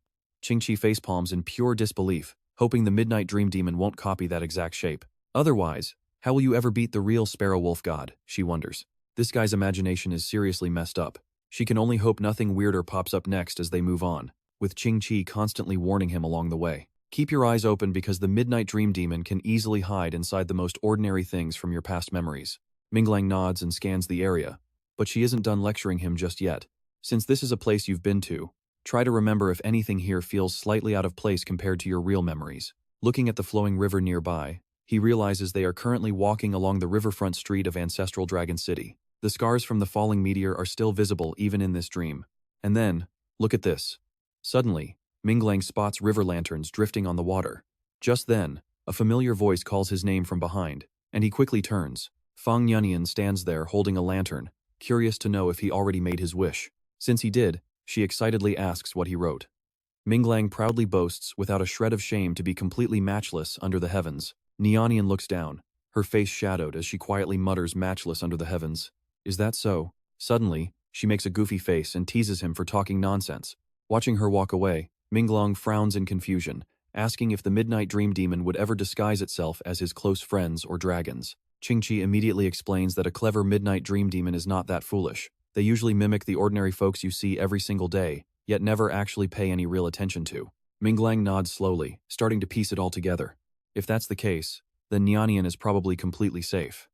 But he realizes that the creepy thing he kept spotting a few days ago was likely the demon's work. Confused by his sudden realization, Qingqi asks him what exactly he has been seeing so frequently. A sudden chill runs down Minglang's spine as he answers it was the gaze of the Yama dragon. Then, he proposes a plan. Actually, most of my recent dreams take place right here in ancestral Dragon City. Let's search around this area first. Suddenly, a curious voice calls out again, asking what he wrote on his river lantern. Minglang gasps and quickly spins around. Wait, how is Nianian back so soon? Since she's here, he figures this is the perfect chance to test her. To test her, he gives a completely different answer, this time eternal life. Yet Nianian reacts exactly the same way, mocking his wish as boring. Qingqi notices this and asks if she seems suspicious to him. Minglang shares his growing suspicion. You said the Midnight Dream Demon wouldn't pretend to be someone close, but now I'm starting to get pretty suspicious about this. He is still a bit hesitant, wondering why she simply asked a single question and then vanished immediately. Once again, Nianian appears and calls his name, but before she can even speak, he quickly blurts out world peace. She gasps in surprise, asking how he knew what she wanted to say. Minglang teases her, did you get possessed by Mr. Clueless just now? Puffing out her cheeks in annoyance, Nianian calls him a total liar and refuses to believe he actually wrote that, so he pushes back, demanding she tell him what she wrote first. Nianian calmly replies, I wrote a wish for all of your dreams to come true, since nobody in this world has ever been as good to me as you. Zhu Minglang wipes the corner of his eyes like a proud father seeing how mature his daughter is, thinking what a sweet girl she is, when he suddenly freezes. But back then, he also wrote a wish for Huang Yimniam's dream to come true as well. Is that not just pushing people too far, but basically bullying the gods too? Seeing Zhu Minglang stay silent, Nan Yen quickly urges him, tell me what you wrote. I bought 6 flower lanterns all at once back then, just hoping that the wishes would actually work. He asks back in surprise, wait, why did you have to buy 6 of them all at once? Tho simply replies, the old lantern vendor told me the more I buy, the easier my wishes will come true, so I got 6. Zhu Minglang grits his teeth, that damn lantern seller. He recalls being dragged along by Neem that day, matching every detail he overlooked back then, yet somehow constantly slipping right into his line of sight. No wonder I keep having dreams about Hoa Street lately. It is absolutely him, Zhu Minglang thinks, turning to Thon Tree, and just like that, our heroes head off to pay the old man a visit. Seeing them stop right in front of him, the old man grins and greets them. Young man, looking to buy some flower lanterns? Zhu Minglang glares coldly, looking the old man up and down before exposing him. Cut the act. I already know you are the Midnight Dream Demon. Did you really think I would never catch you after stalking me for this long? The old man plays dumb. Young man, what on earth are you talking about? I do not understand, he says, but Zhu Minglang calmly points out the fatal flaw. You can only buy one lantern, otherwise the wish will never come true. How could a vendor like you not know a basic rule like that? Exposed, the old man slowly sheds his disguise and sneers. Is not all human business built entirely on their endless greed? Nonsense. Zhu Minglang snaps back furiously. Do not dare use your dark, narrow, and childish mind to judge the true nobility of humanity. He points straight at Thon Tree and starts making up a wild story. This beautiful lady gave me a total freebie the first time we met just because of my good looks. She smiles awkwardly, thinking he is utterly shameless. Now watch this. The old man claws his neck as his body completely warps. His face is hidden beneath a creepy mask, but a vile grin still bleeds through. Seeing his true form, Thon Tree gasps. We are doomed. He has turned into Tuok Lang God. In your subconscious mind, gods are invincible beings, so we need to get out of here right now. Zhu Minglang calmly draws his blade and scoffs. Who on earth ever said that in my mind, gods are invincible? He confidently declares, in my head, my dragon is equal to any deity, and in my mind, my sword domain is stronger than anything. With that, Zhu Minglang slashes forward, hitting Tuok Lang directly and making his mouth burst with blood. Zhu Minglang's blade flies straight toward Tuok Lang's chest. He barely blocks the strike, screaming in rage as he escapes. You arrogant, filthy brat. Master Tuda will wrap himself tightly around your soul, slowly suffocating you until you finally stop breathing. But before he can even finish, Zhu Minglang cuts him down, leaving him to die with a curse on his lips. Watching from the side, Thon Tree can only facepalm. Oh my god, this kid is seriously a hopeless narcissist. Staring at Zhu Minglang's arrogant back, she simply cannot help but wonder, who would have thought he genuinely believes he is stronger than a god, and actually went ahead and slaughtered one? Across the bank, Zhu Minglang bows respectfully to Thon Tree, his voice dripping with pure gratitude. Thank you, master. If not for you, I probably would have lost myself inside that horrific nightmare again. But she simply brushes off his gratitude. Thon Tree politely waves it off. You killed the dream demon yourself, so do not thank me. The Yama dragon will not be finding you anytime soon. She then glances over and signals her bodyguard go return Master Truk's silver from earlier. The guard bows low, immediately setting off to do just that. With his coin returned and his mission accomplished, Zhu Minglang sees no reason to linger, politely bowing as he prepares to take his leave. Thank you, immortal master. We shall bid our farewell. With that, they quietly exit the manor, leaving her disciple looking incredibly confused. Utterly baffled by his master's sudden decision, the disciple turns to her and asks, Master, why did you give the money back? That completely breaks our rules. Do you actually have feelings for him? Flustered, she gasps as if caught red-handed, giving her disciple a sharp glare. What absolute nonsense are you spitting? Realizing she cannot hide it, Thon Tree sighs and reveals the truth. He literally slaughtered a god in his dream. He is utterly reckless, disrespects deities, and is hunted by demons. This master wants absolutely nothing to do with him, and I will not even touch his dirty money. Hearing this, her disciple Ingno is left completely speechless, mouth hanging wide open. Meanwhile, inside the Tuok Lang God Temple, the entire sect is gathered, chanting in the sanctuary. It looks like a major event is taking place today. Brother Truk, today happens to be the grand assembly of the Tuok Lang God City. If it is held inside the Sparrow Wolf God Temple, maybe we can grab some of those good things. Noticing Zhu Minglang is ignoring her, Mi Rong asks with concern. Mi Rong asks what is wrong. Noticing Zhu Minglang looks quite serious. Deep in thought, he says he is pondering a problem. Looking back, the person he just met had traits that did not match the rumors outside, leaving a heavy suspicion in Zhu Minglang's mind. Why did the Sparrow Wolf God that mutated at midnight lack an entire arm? He had never seen the Sparrow Wolf God in person. Normally, everyone would picture him with 2 arms just like any other person. Could the real God actually be like that? He asks the people around him to clarify his burning question. He asks if anyone has seen the Sparrow Wolf God's true form, and if he is missing an arm. Mi Rong is just as clueless. She is completely clueless, explaining that she has never seen him or heard of any missing arm. Apparently, the deity has not shown his face in many years. Recalling the paintings he saw before, Pang Kai asserts young master, the sparrow wolf god on the murals definitely has 2 arms. Zhu Minglang looks around. Judging by the ancient architecture and worn traces on the walls, he deduces this temple was built many, many years ago. Whether the god has recently lost an arm or not is still pretty uncertain, right? Pang Kai agrees with his theory, saying that could definitely be the case. But that is not the only mystery. The exact reason why that deity lost an arm still keeps Zhu Minglang extremely curious. But how could a literal god have his arm chopped off? Think about how insane that is. That attacker would have to be pretty overpowered. Pang Kai narrows his eyes, finding the whole concept incredibly hard to believe. Can a deity actually pass through the void mist? Well, that is not entirely impossible, as Mi Rong has heard of it before. She heard from the Holy Sovereign that it is possible, but the price is pretty steep. The void mist will seep into the deity, heavily restricting their divine power. It takes several years to completely purge this void energy that cuts off all divine strength. Zhu Minglang decides to dig deeper. Understanding the price that must be paid, he realizes that if a god cannot find the correct method to descend and forces their way onto another continent, they will temporarily be demoted to a mere mortal. Mi Rong confirms his theory, asking that is correct. But why are you suddenly asking about this, brother Zhu? Did you actually meet a god who forced their way down? Zhu Minglang thinks for a moment, then mentions a pretty mysterious figure. Describing the stranger's traits, he says, I met someone who descended to our continent from another realm, using a technique that absorbs all life, spiritual energy, and raw power. Just listening to his description, Mi Rong can already feel the sheer magnitude of that overwhelming power. That kind of technique is way too overpowered, so even if they are not an orthodox god, they are bound to become an evil god later on. Suddenly, Zhu Minglang's face stiffens as a memory flashes by. Could his previous sword strike have chopped the sparrow wolf god himself? Seeing his face darken with tense anxiety, the others immediately worry about his condition.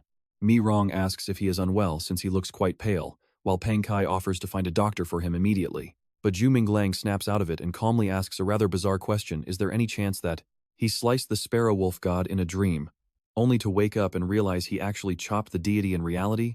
That thought absolutely shocks them, and honestly, we cannot blame them because this crazy scenario might actually be real. Pang Kai wonders if his master is truly that insanely powerful, while Mi Rong asks if she should help him verify this crazy claim.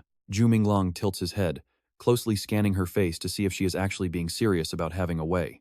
He asks if she really has a method, so Mi Rong proposes a pretty logical solution. She suggests traveling to the Xuanga Divine Kingdom, where she can ask the ruler, who is the absolute best seer, for help. The journey there is quite long, making her worry that Zhu Minglang might find it too exhausting, but this sudden suggestion actually leaves him pretty excited. Zhu Minglang happily smiles, thinking there is absolutely no point in guessing when he can just consult his chosen lucky star, his star painter wife. Suddenly, a warm voice calls out her name from a distance, making Mi Rong turn around with a pretty shocked look. It is her big brother, Zhong Jun, who is grinning from ear to ear after seeing his little sister safe, ignoring everyone around them. He says it is wonderful, as he honestly assumed she was buried alongside those St. Gap refugees. Seeing her completely safe and sound makes him glad his daily prayers for her actually worked. Pang Kai grits his teeth in pure anger after hearing this. Meanwhile, Mi Rong happily introduces her brother, proudly mentioning that Zhu Minglang was the hero who saved her life. Zhu Minglang is incredibly strong. Zhongjun politely expresses his gratitude to Zhu Minglang for taking good care of his sister, before flashing a warm, friendly smile to extend an invitation. They are preparing to compete for the divine banner and wonders if he wants to join. Zhu Minglang responds with a pretty surprised and guarded look. What exactly are these divine banners? Trongquan's eyes light up with excitement as he leans in. Do you know Dujian, the rule god? Seeing Zhu Minglang's blank stare, he friendly pats his shoulder to drop some divine knowledge on him. Looking at your face, you obviously do not. He is actually the most humble among the 33 righteous gods, and his strength matches Hua Ju. Assuming everyone is just as clueless as Zhu Minglang, Trongquan continues boasting about everything he knows. Dujian is the god of rules. His incredible power lies in setting up all kinds of laws for the mortal world, and the oracle banners are one of his greatest masterpieces, used in massive wars of conquest and grand battles of gods. Hearing this weird explanation makes Zhu Minglang highly curious to ask more. Setting rules right on the battlefield, Trongquan patiently explains, pointing toward the nearby banners. That's right. See those oracle banners over there? Trongquan declares with absolute confidence that with just one of these flags, he could easily conquer an entire city. This strategy sounds completely unrealistic. Zhu Minglang's face tenses up, his voice filled with deep skepticism. How is that even possible? But Trongquan thinks differently. Breaking down his master plan step by step, absolutely nothing is impossible. You just take this banner and plant it right where you want to attack in the city-state. It absorbs the natural energy of heaven and earth, summoning a powerful battle construct to help us conquer the citadel. Zhu Minglang gets even more curious, asking what kind of special power this combat construct actually has. Quan smiles proudly, boasting that even 3 peak king-level experts might not be able to defeat it. More importantly, its sheer destructive power against city walls, its heavy suppression over armies, and its absolute domination against giant dragons are far stronger than what 3 king-tier experts combined could ever do. Hearing this, we can totally see why Zhu Minglang is completely sold. He is instantly impressed. That is insane. It is clearly a god-tier weapon for launching a surprise siege with fewer troops. Getting this praise makes Quan even more excited as he eagerly keeps explaining, exactly, and there are even more powerful banners. Like that silver one over there, which alters spatial laws to instantly summon an entire divine army from thousands of miles away, and can even gather scattered troops from different locations back to a single spot in the blink of an eye. Zhu Minglang is clearly hooked on Quan's brilliant war strategy and heap praises on him, man. This one is truly the most terrifying weapon of all. During a clash, a whole new army suddenly descends from the heavens to assist. At that point, is there even a fight left? Zhu Minglang then points over to a dark blue banner and curiously asks what that specific one does. Quan calmly smiles and begins to explain its deep mystical meaning to him. That one is called the Ancient Dragon Blood God. It grants every dragon on the field a massive surge of bloody beast energy, making it perfect for the dragon-taming army. I mean, who would have thought a few simple flags could hold such crazy power? Zhu Minglang thoughtfully analyzes that Jueling Citadel is merely the territory of the Mingshen clan, yet just relying on the power of the illusionary Colossus General was enough to make the allied forces suffer immensely. These divine banners are clearly far stronger than that giant general. He quietly sighs with relief, glad he came prepared. Luckily, he explored this place beforehand.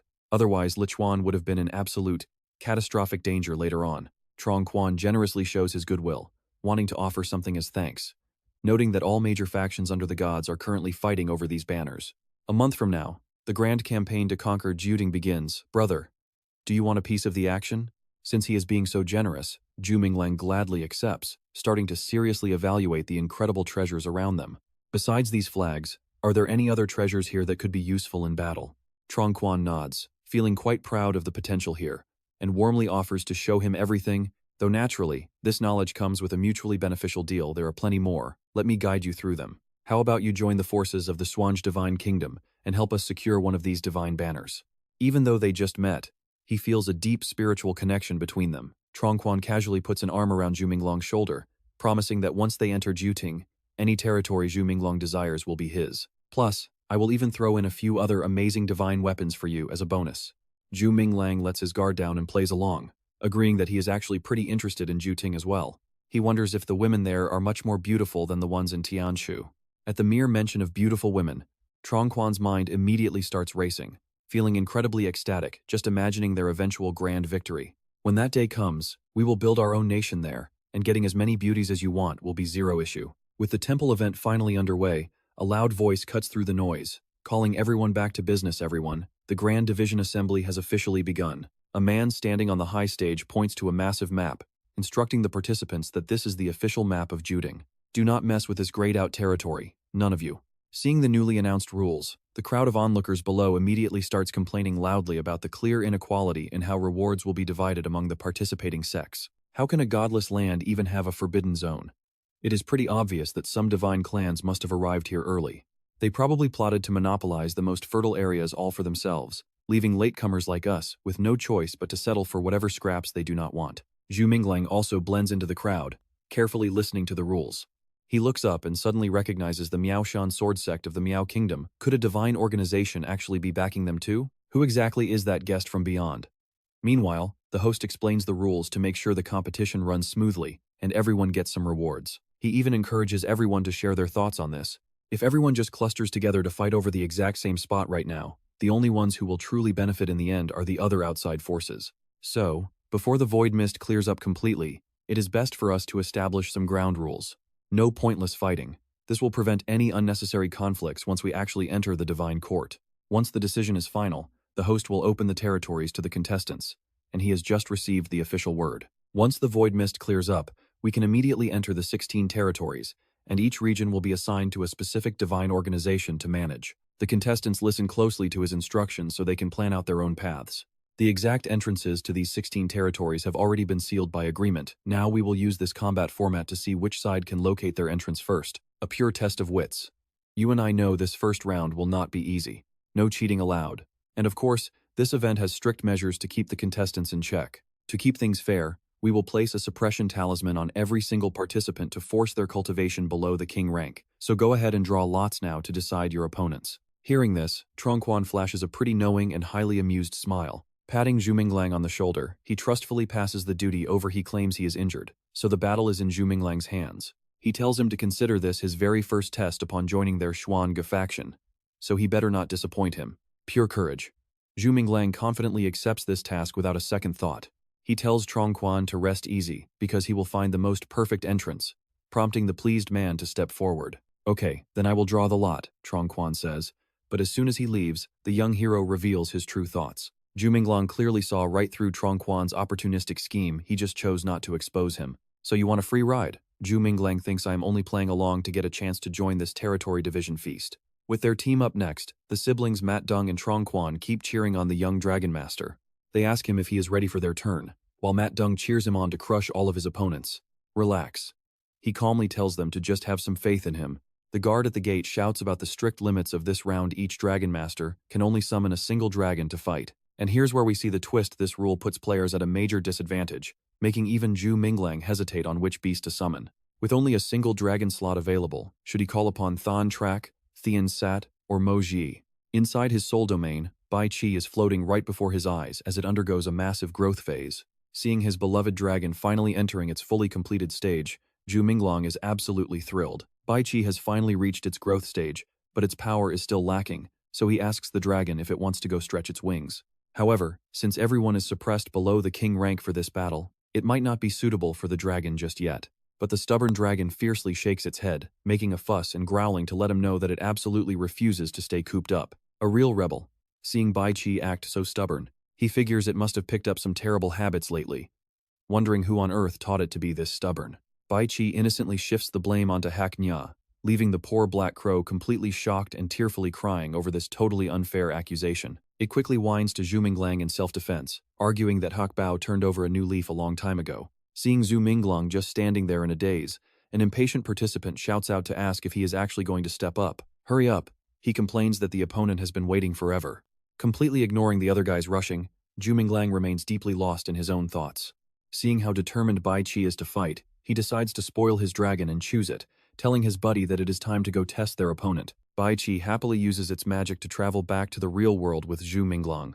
Standing nearby, Thurng Ap has a dark look on his swollen face, showing nasty bruises from a brutal beating.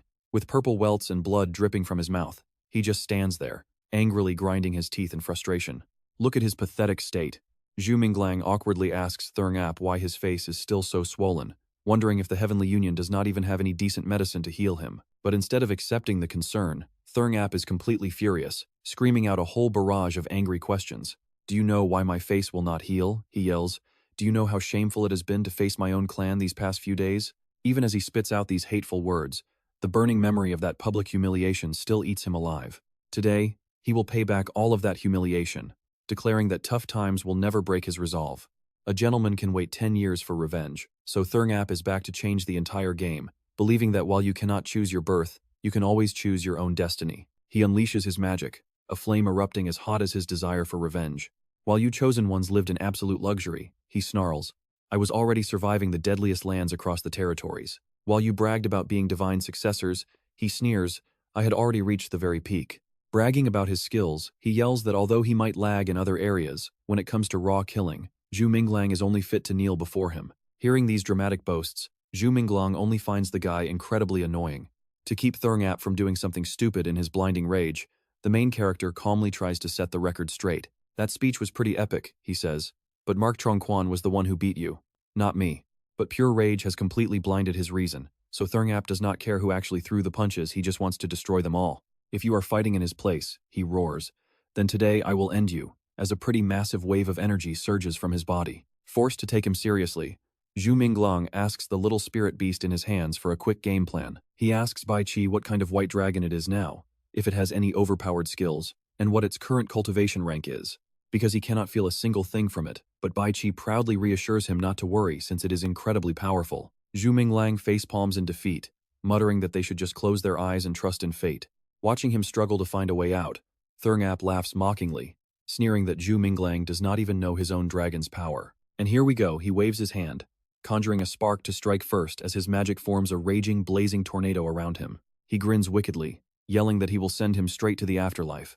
But just as the strike rushes forward, Bai Qi tracks it perfectly. Opening its eyes with a roar, the dragon masterfully soars high into the air, easily dodging the deadly blow.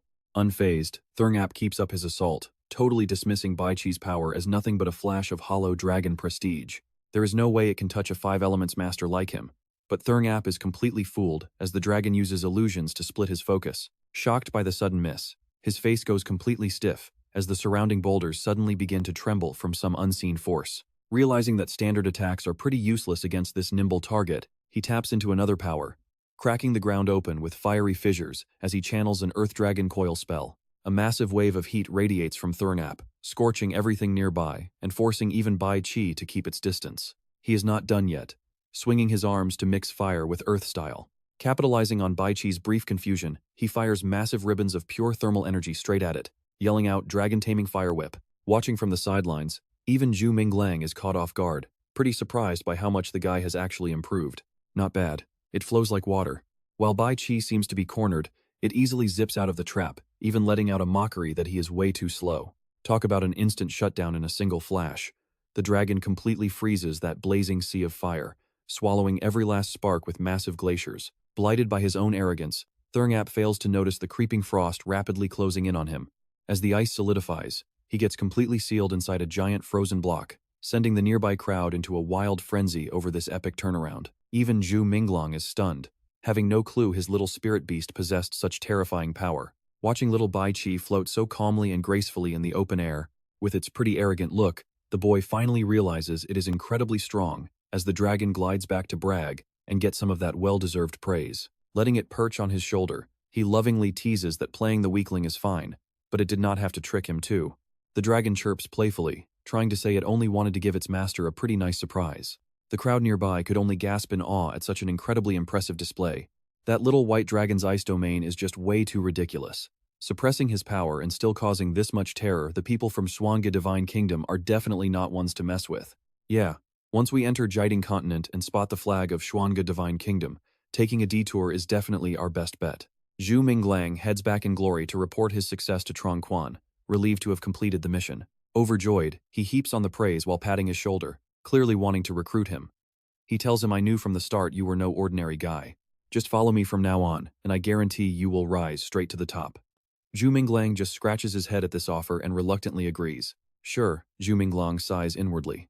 This kid really thinks of him as a mere lackey. Meanwhile, Trong Quan turns to ask his sister's opinion. He asks Xiao Rong, "Where should we enter Jiting Continent to find the Longman Gate and claim our grace the fastest?" Hearing this, Mat Dung falls into deep thought, carefully calculating the most strategic route possible. Pointing to a specific path on the map, she finally shares her thoughts. She says, "Brother, I feel this spot definitely has what we want, so let's choose this as our entry point into Jiting." Trong Quan completely trusts Mat Dung's vision and agrees without a single doubt. He tells her, "All right, your brother will listen to you." Stroking his chin in deep thought, Trong Quan knows it's impossible to get reinforcements from the Divine Kingdom in such a short time. Turning a hopeful gaze toward Zhu Minglang, he asks Zhu Minglang, "Since you are a local here, you must know some pretty reliable experts around, right? Could you hook us up and introduce them?" Zhu Minglang glances away, pretending to think before replying, "I actually do know a pretty powerful clan, and most of their people are top-tier experts." Trong Quan's voice raises in pure excitement as he asks, "Really? But how fast can they move?" Zhu Minglang acts a bit hesitant. "Well, the thing is, those guys treat gold like their own life. They'll only march out if the payment is high enough." Patting his chest confidently, he says, "Don't worry about that. I managed to get a pretty massive budget from the Holy Sovereign and the ruler. Just help me get them here, and I'll make sure they are very well fed." Zhu Minglang rubs his chin, his voice getting serious. Zhu Minglang says that's great, but there is still one tiny issue. Trong Quan pats his shoulder to comfort him as Zhu Minglang explains they live in seclusion. "So even if you pay them well, I'm afraid they are still only going to take orders from me." "That's totally fine," he says. "I've known all along that you are a completely honest and reliable guy." He gives Mat Dung a knowing, playful smirk and teases otherwise. "Why would my little sister trust you so much? Her face flushes bright red as she yells out in embarrassment, "Brother," but Truong just keeps a completely straight face. He tells Zhu Minglang, "If you can recruit top talents for our campaign, then making you the commander is only natural." He adds, "Just make sure you always remember that you are out there representing our Xuanga kingdom." Zhu Minglang bows slightly, playing along with absolute politeness.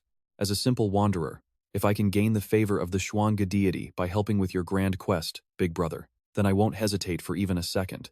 Getting exactly the response he wanted, Truong beams with joy, praising him for speaking so beautifully, and you just know he is laughing internally, thinking about how he got a free shield to fight his battles without lifting a single finger. Zhu Minglang also laughs along on the outside, while scheming. This juicy piece of meat is the perfect feast for the powerhouses of Shenque continent to harvest. Matt Dung just watches them shake hands, totally confused by the hidden schemes swirling between them. Fully satisfied, Truong finally turns to leave, telling them to wait a bit while he goes to secure the divine flag first. Zhu Minglang immediately whispers to the man beside him, "Bang Kai, we are heading back to the city-state in a few days. Make sure to mobilize your men here." Bang Kai looks at him quite confused.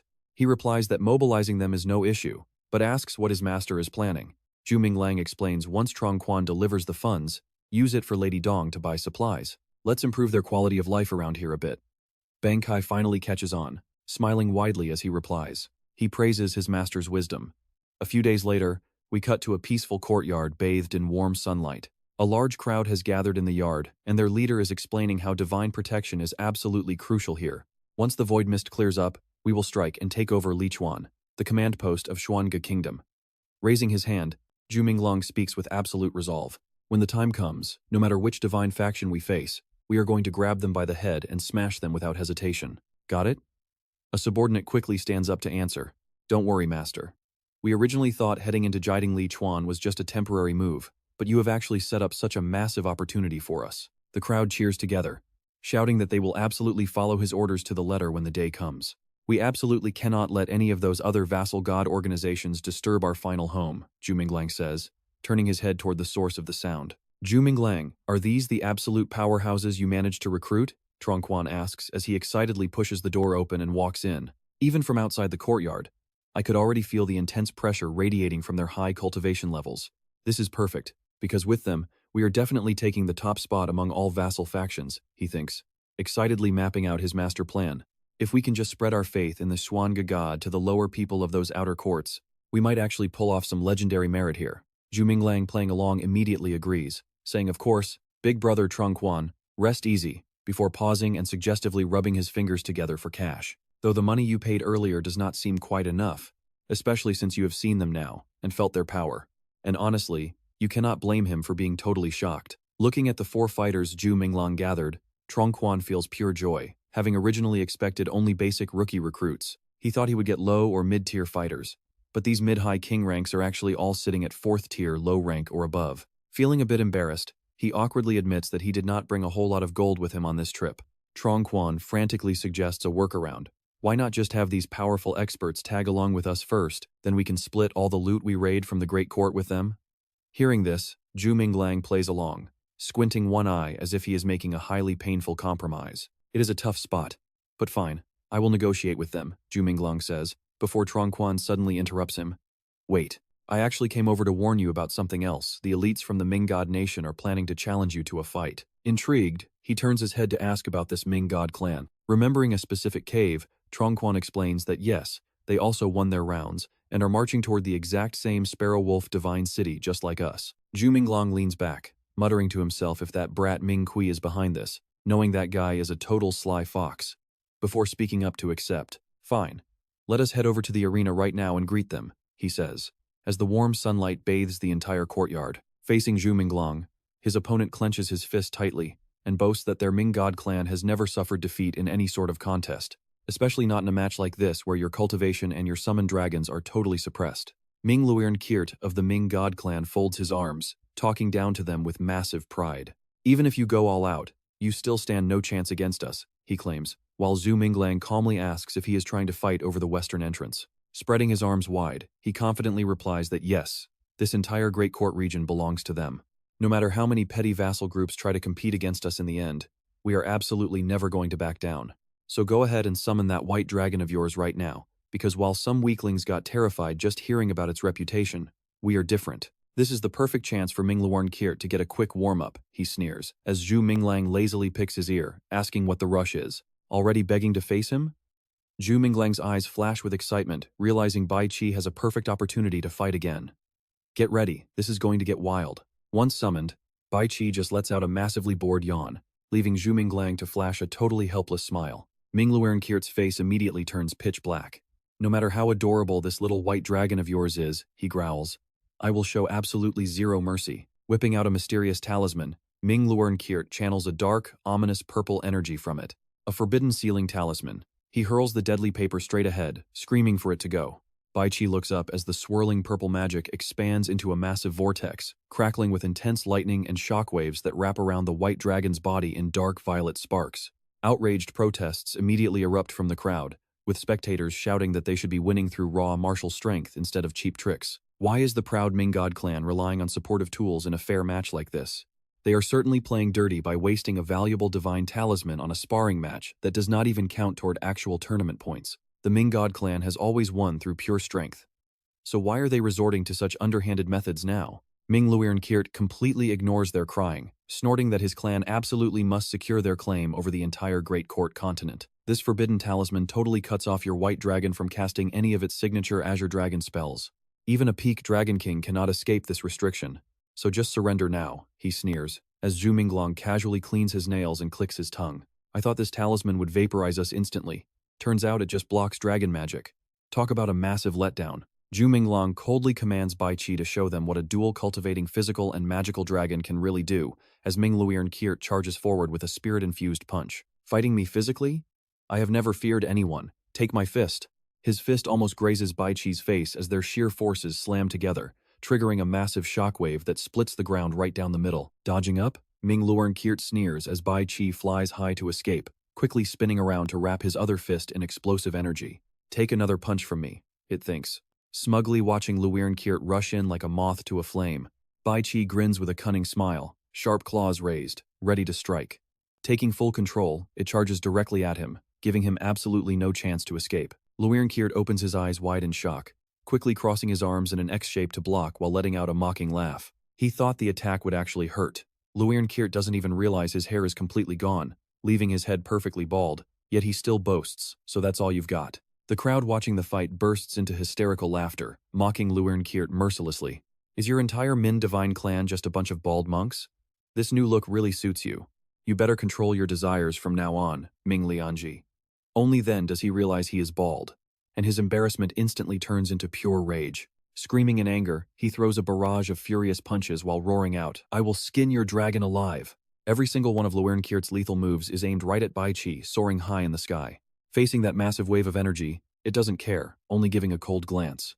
Seeing his attacks miss completely, Luan Kirt grinds his teeth and curses, damn it, why is its speed so insane? I can't even touch it.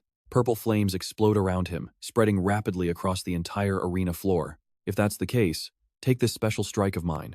Luan Kirt shapes his flames into a massive tiger, leaping straight at Bai Qi. Its eyes light up as it watches the purple fire approach.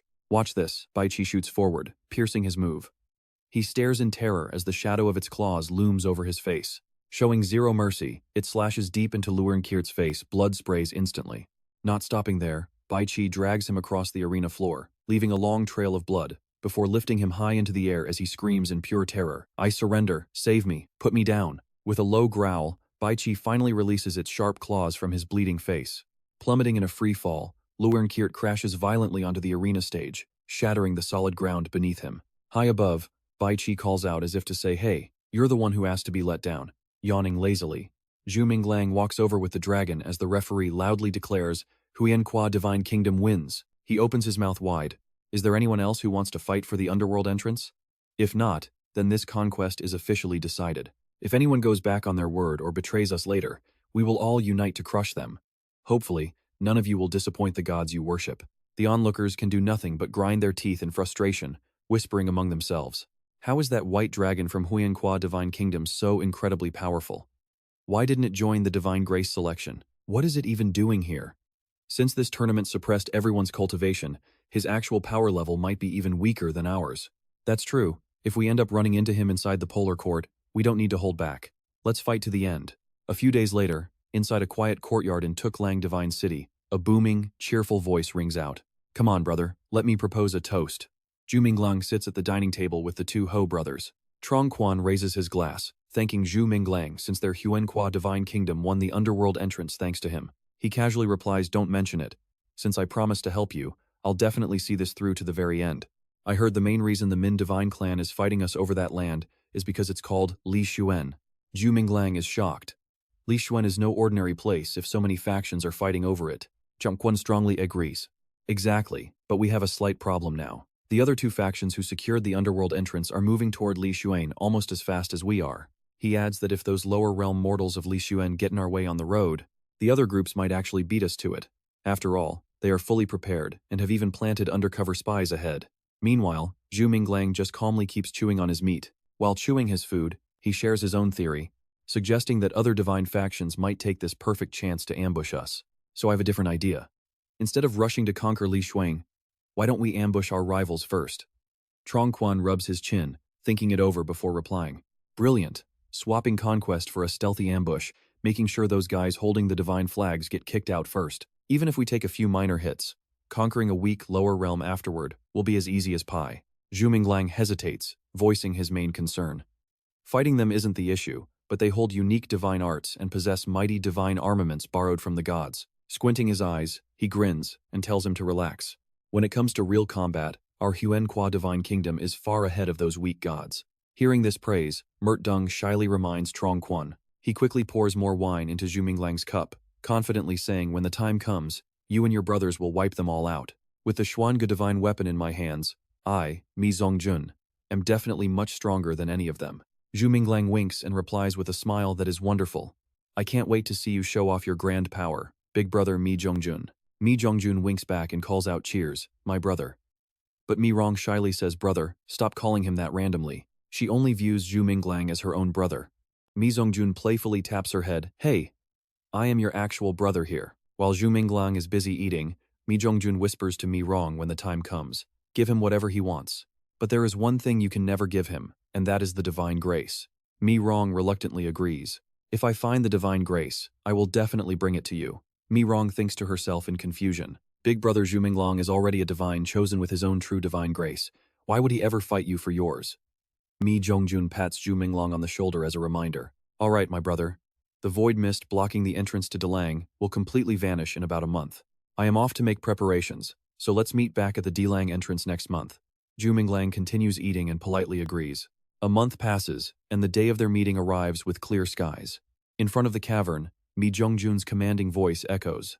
This time, our goal is to invade the Jiting continent, and every territory we step on will become our land. Are you guys confident? The crowd roars back. Yes, we are. Zhu Minglang then speaks up. This entrance should lead us straight to a Wu territory. Have you all finished the task I assigned to you? His subordinate grins slyly and assures him, do not worry, young master, everything is perfectly arranged. Mi Zongjun then leads the team inside. Inside the cavern lies Lichuan's Wu territory, Eternal City.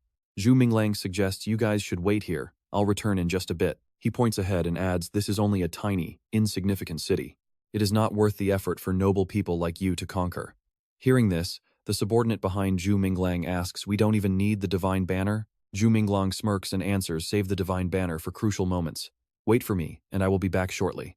Look at this, a burst of blue spiritual energy erupts, leaving the frail elders completely speechless at what they're seeing. Riding his Tianxia dragon, Zhu Minglang hovers above them and introduces himself. I am Zhu Minglang, representing the divine descendants of the upper realm, here to claim this city. Oppose me, and you die. Terrified, the elders fall to their knees. So you are from the upper realm, Lord Zhu Minglang. We humble servants are fully willing to surrender to you. If we can live under the rule of a wise deity like Lord Zhu Minglang, it is an absolute honor for us. We willingly submit to your divine power. Sweating profusely, Zhu Minglang blushes hard in embarrassment. This acting is painfully bad. It is honestly making me cringe. But whatever, it is not that big of a deal. I guess I will just keep playing along. He orders Tianxia Dragon to fly closer to the giant stone statue and questions the elders. What is the background of this woman carved into the massive stone statue in your city? The elders quickly reply that she is their female lord. Shivering strangely with a pale face, Zhu Minglang exclaims, excellent, her appearance and aura perfectly match mine. From this day onward, she will be my main wife. Go spread the word right now. And remember, this is an order, not a request for her opinion.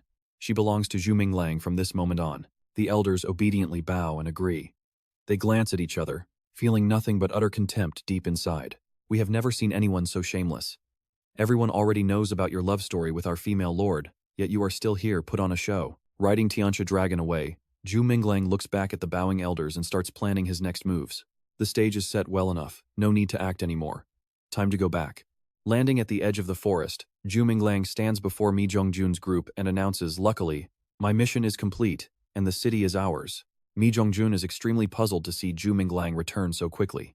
"Hey, brother-in-law, how on earth did you take over the city so easily?" Zhu Minglang shrugs and explains the strongest expert in that place is merely a low-level king tier. Pretty much anyone from our group here could easily wipe them all out without breaking a sweat. Besides, these lower realm residents have probably heard about the glorious deeds of Xuanga deity, so they want to seek protection from our alliance. But Mi Zhongjun is not that easy to convince, so he frowns and presses further. That might be true, but these people are still far too cowardly. Zhu Minglang replies this is just a tiny city-state, so surrendering without a fight is totally normal. Zhu Minglang chuckles and says, "Let's not worry about all this for now. And check this out, we really need to hurry to our ambush location." Mi Zhongjun finally lets go of his suspicion and nods. "But we just took over the Eternal City. Are we really leaving right away?" Zhu Minglang smiles knowingly and suggests they leave the Oracle flag back in Yang City to stop other factions from stealing it. Trong Quan suddenly remembers something and pulls a rolled-up red object from his robe. Right. How could he forget this? The flag, tied securely with a red cord, flutters in the wind. He explains that this side belongs to the Oracle flag, incapable of unleashing a massive shockwave outside the city walls that can instantly obliterate an entire army of thousands. Trong Quan places the flag into Zhu Minglang's hands, officially handing it over. Zhu Minglang smiles inside because the man took the bait, agreeing they should now find their ambush spot. Zhu Minglang silently cheers, thrilled to have the Oracle flag in his possession, as the sun finally sinks deep below the mountains. Zhu Minglang and his crew are still wandering the forest, needing to find a city-state before total darkness sets in. Mert Dung looks around warily, noting that while there seem to be no dark wanderers here now, once the void mist fades, trouble will start. The dark creatures of Thiansu Thunkung will flood into Kirkding like an unstoppable tidal wave, so they cannot afford to wander the wilderness tonight. Trong Quan leads the way, deciding to head straight for the central city of Li Xuan, the Zulong city-state. Zhu Minglang agrees to head there first, but they must hide their identities, as Zulong city-state is likely crawling with spies from other rival divine organizations. They must watch their backs. With that, he summons his dragon and leaps onto its back.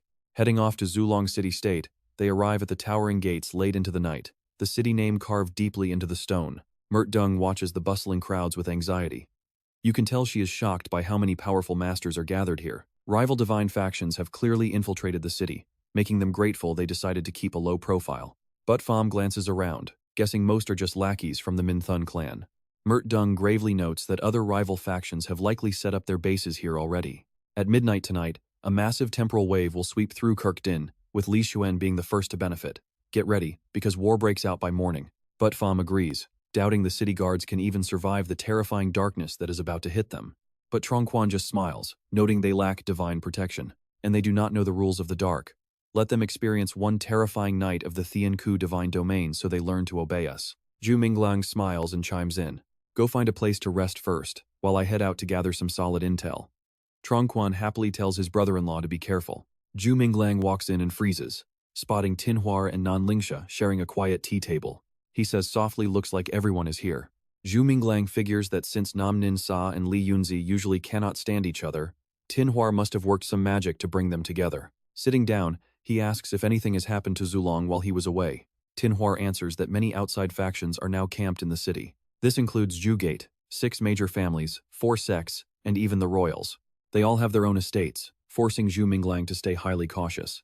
As night falls, the true threat isn't the rival factions, but the creatures of the dark, which are stronger than any divine army. They must protect the city-state.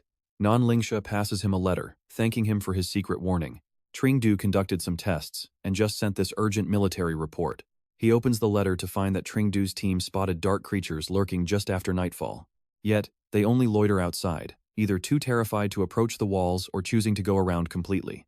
To investigate the cause, Tringdu had his men capture a minor demon, but when brought close, it showed absolute terror toward their city walls. As it neared, its body literally began to evaporate from some mysterious, unseen force. Finishing the letter, Zhu Minglang hesitates, muttering, "Our city walls? Tinhua explains that her grandmother once said the walls were built from a massive, ancient dragon skeleton. It has protected Zulong city-state for generations. Zhu Minglang smiles, saying this place is practically a divine sanctuary. Clearly, Li Xuan still holds secrets they have yet to uncover, which explains why all the major powers are eyeing it. Tinhua looks at Nanlingsha and agrees that their mother's land holds deep secrets they must uncover. Suddenly, DMDM runs in to report that Marquise Wang Vor has returned yet again. With a worried look, she adds that if the lady skips tonight's banquet, it will be seen as defying the royal decree. Zhu Minglang glances at the two sisters as DMDM continues speaking. Your position as state teacher will be stripped, and the royal family is sending someone to take over Lichuan. Lingsha takes a sip of her tea and calmly replies that lately, the major factions have been pressuring Li Yunzi to hand over her land. Marquise Wang Yu has invited her countless times, but she has flat out rejected every single offer. Hearing this, Zhu Minglang analyzes the situation.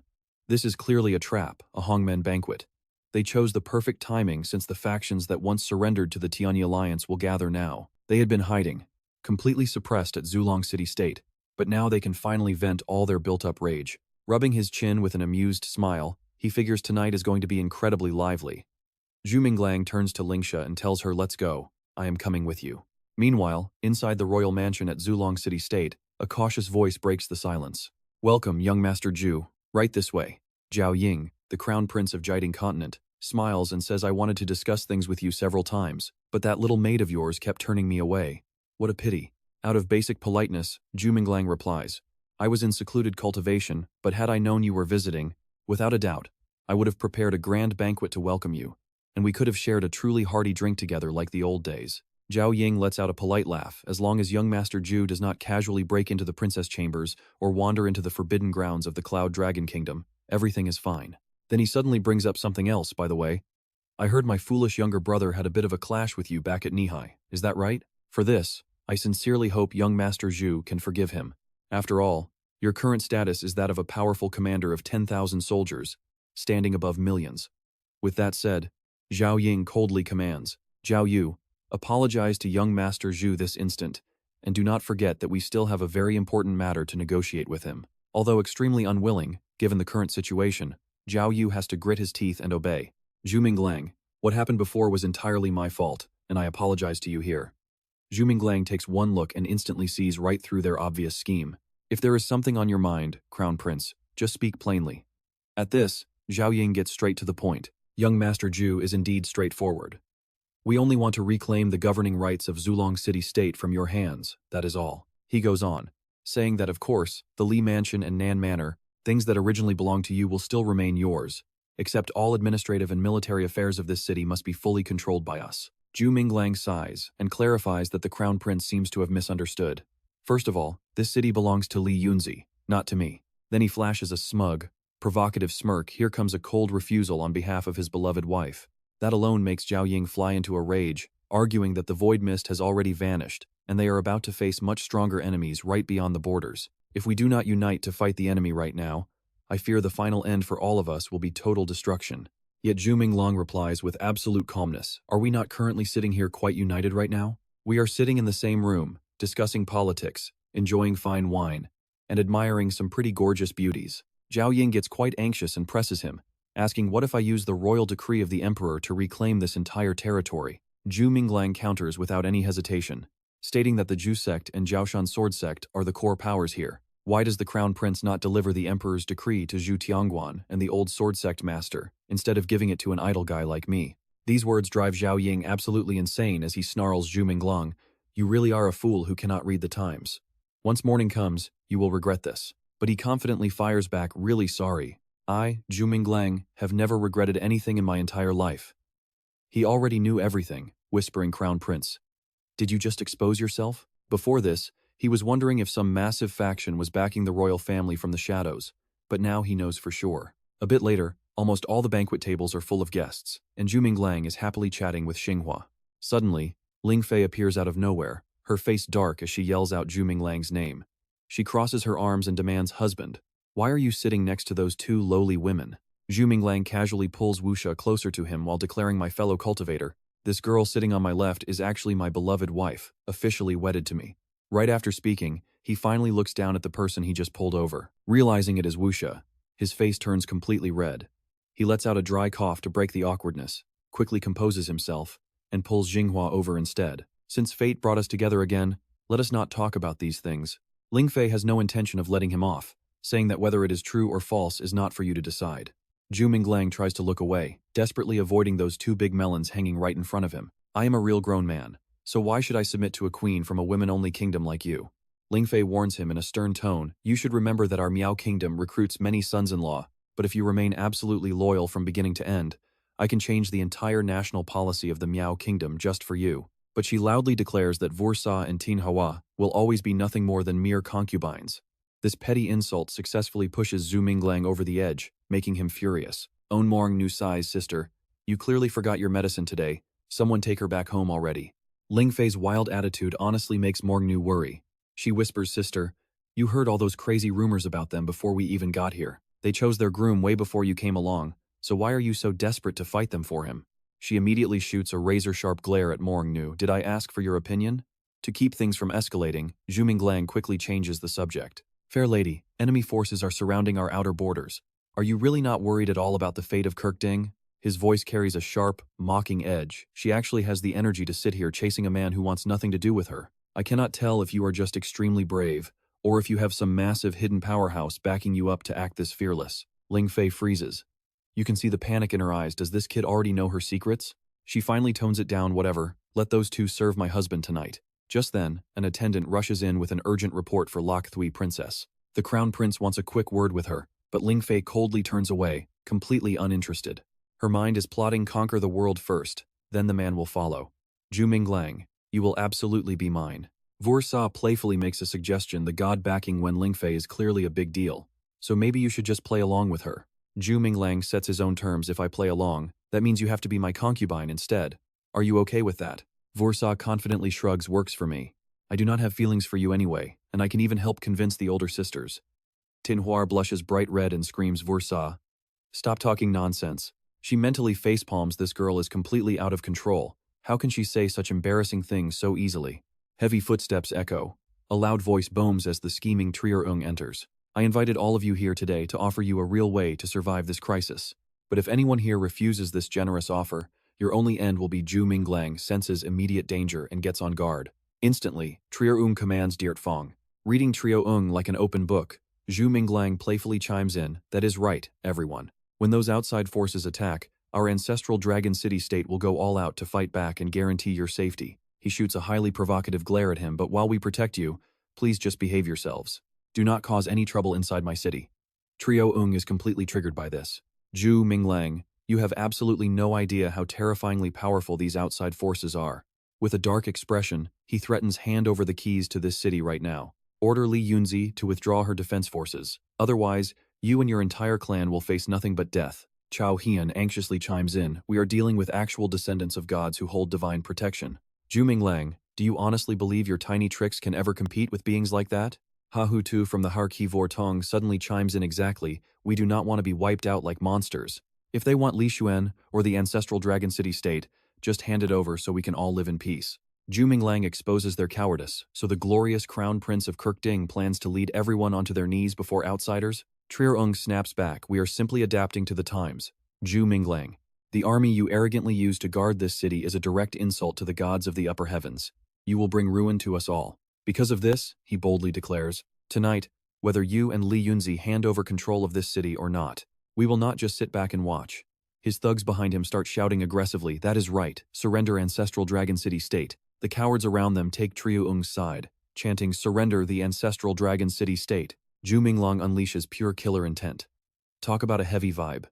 He warns Trier-ung, do not forget whose territory you are standing in. So what?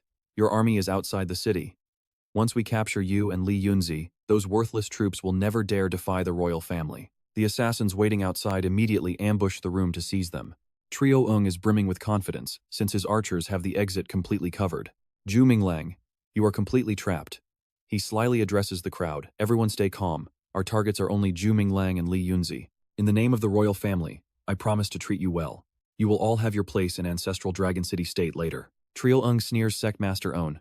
If you withdraw the sword army to the borders of Duer Quoc, we will let you both go. Ling Fei speaks up, her voice freezing cold. Do you honestly believe that these absolute losers, With a slam of her hand on the table, she releases a massive burst of energy. Can actually hold me back?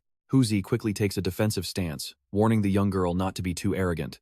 But Wen Lingfei's energy only grows stronger as she channels her golden Buddhist palm, her face remaining completely ice-cold without any sign of stopping. Now Huzi is struggling hard to resist, on the verge of being suppressed, so Wen Lingfei shouts for Wen Mingru to run as she escapes. With a quick response, both girls instantly fly right out of this place. One soldier just stares in complete confusion. But before he can even process what is happening, Wen Lingfei knocks him out cold. She turns back to shout, "Thanks for the fine wine, Zhao Ying. And in a few days I will bring my sword army to flatten your palace to return the favor." Zhao Ying can only grit his teeth in pure rage as he watches his prey escape. Seeing his shoulders shaking, Zhou Xian asks if they should continue the chase. "Your Highness." Furious, Zhao Ying snaps back, "Chase them with what? Do you honestly think you can catch up? Damn it. We need to capture Zhu Minglang, Li Yunzi, and Nan Lingsha first." Now it's Zhu Minglang's turn to act, mockingly telling Zhao Ying that he blew his chance, before firing a pink flare like a fire phoenix. As it reaches the highest point in the sky, it explodes into a brilliant signal firework. Zhu Minglang's ambush army has been waiting for this. Seeing their city lord's signal, they immediately prepare, drawing their bows and locking onto their targets. Leading the charge is Pang Kai, who is levitating dozens of massive boulders all by himself. The second the signal goes up, hundreds of blazing arrows and massive rocks rain down, lighting up the entire night sky in a brilliant display of fire. Just watch this. Zhao Ying can only stare in absolute shock at this massive bombardment. He immediately curses Zhu Minglang for being a despicable coward who would dare to launch a sneaky ambush. Our main character coolly lowers his voice to warn him, "Crown Prince, it is coming, so you better put up your defenses right now." Sure enough, a split second later, the fiery barrage crashes down, tearing through the roof tiles and solid wood easily. Zhu Minglang quickly conjures a barrier to protect himself and the two girls standing right beside him. He sighs, telling them that they really should have behaved themselves inside his city-state. Honestly, he is so tired of them constantly picking fights. Meanwhile, Zhao Ying's men are either dead or severely injured, a devastating counterattack that the prince simply cannot wrap his head around. How is this even possible, he wonders. Since all of Lichuan's elite forces and top experts should be scattered guarding other strongholds, why are there still so many of them left to surround and wipe us out? His subordinate speculates if there is some demigod faction secretly backing them from the shadows. Mingji snaps at him, saying even if they did, those godly experts cannot enter the extreme court until tomorrow. He rants at them for not even knowing how many experts these lower realm fools have, leading Zhao Ying to deduce that Zhu Tianguan has likely stepped in. This means the Zhu sect inner court must be completely undefended right now, so he quickly issues a command. He orders Zhao Yu to slip away and report this news directly to King An and the Emperor. Zhao Ying is thrilled with this new plan, since the Zhu sect inner court is wide open, a once-in-a-lifetime chance. Zhao Yu seriously acknowledges his orders. Huzi sighs wearily, wondering what they should do, while Zhao Ying, eyes filled with hatred, suggests they play along and fake surrender first. Looking at the big picture, he has already lost. Mingji confidently claims that once the Ming God clan army arrives tomorrow, his literal hell will begin. They laugh smugly, knowing exactly when to bend and yield. The prince and master think they are smart, but Zhu Minglang hears every single word, asking them if they still plan on resisting after all this. Knowing there is absolutely no escape, Huzi quickly issues a stark warning. Zhu Minglang, the outer realm is way more terrifying than you think, and touching them will bring total ruin to your clan.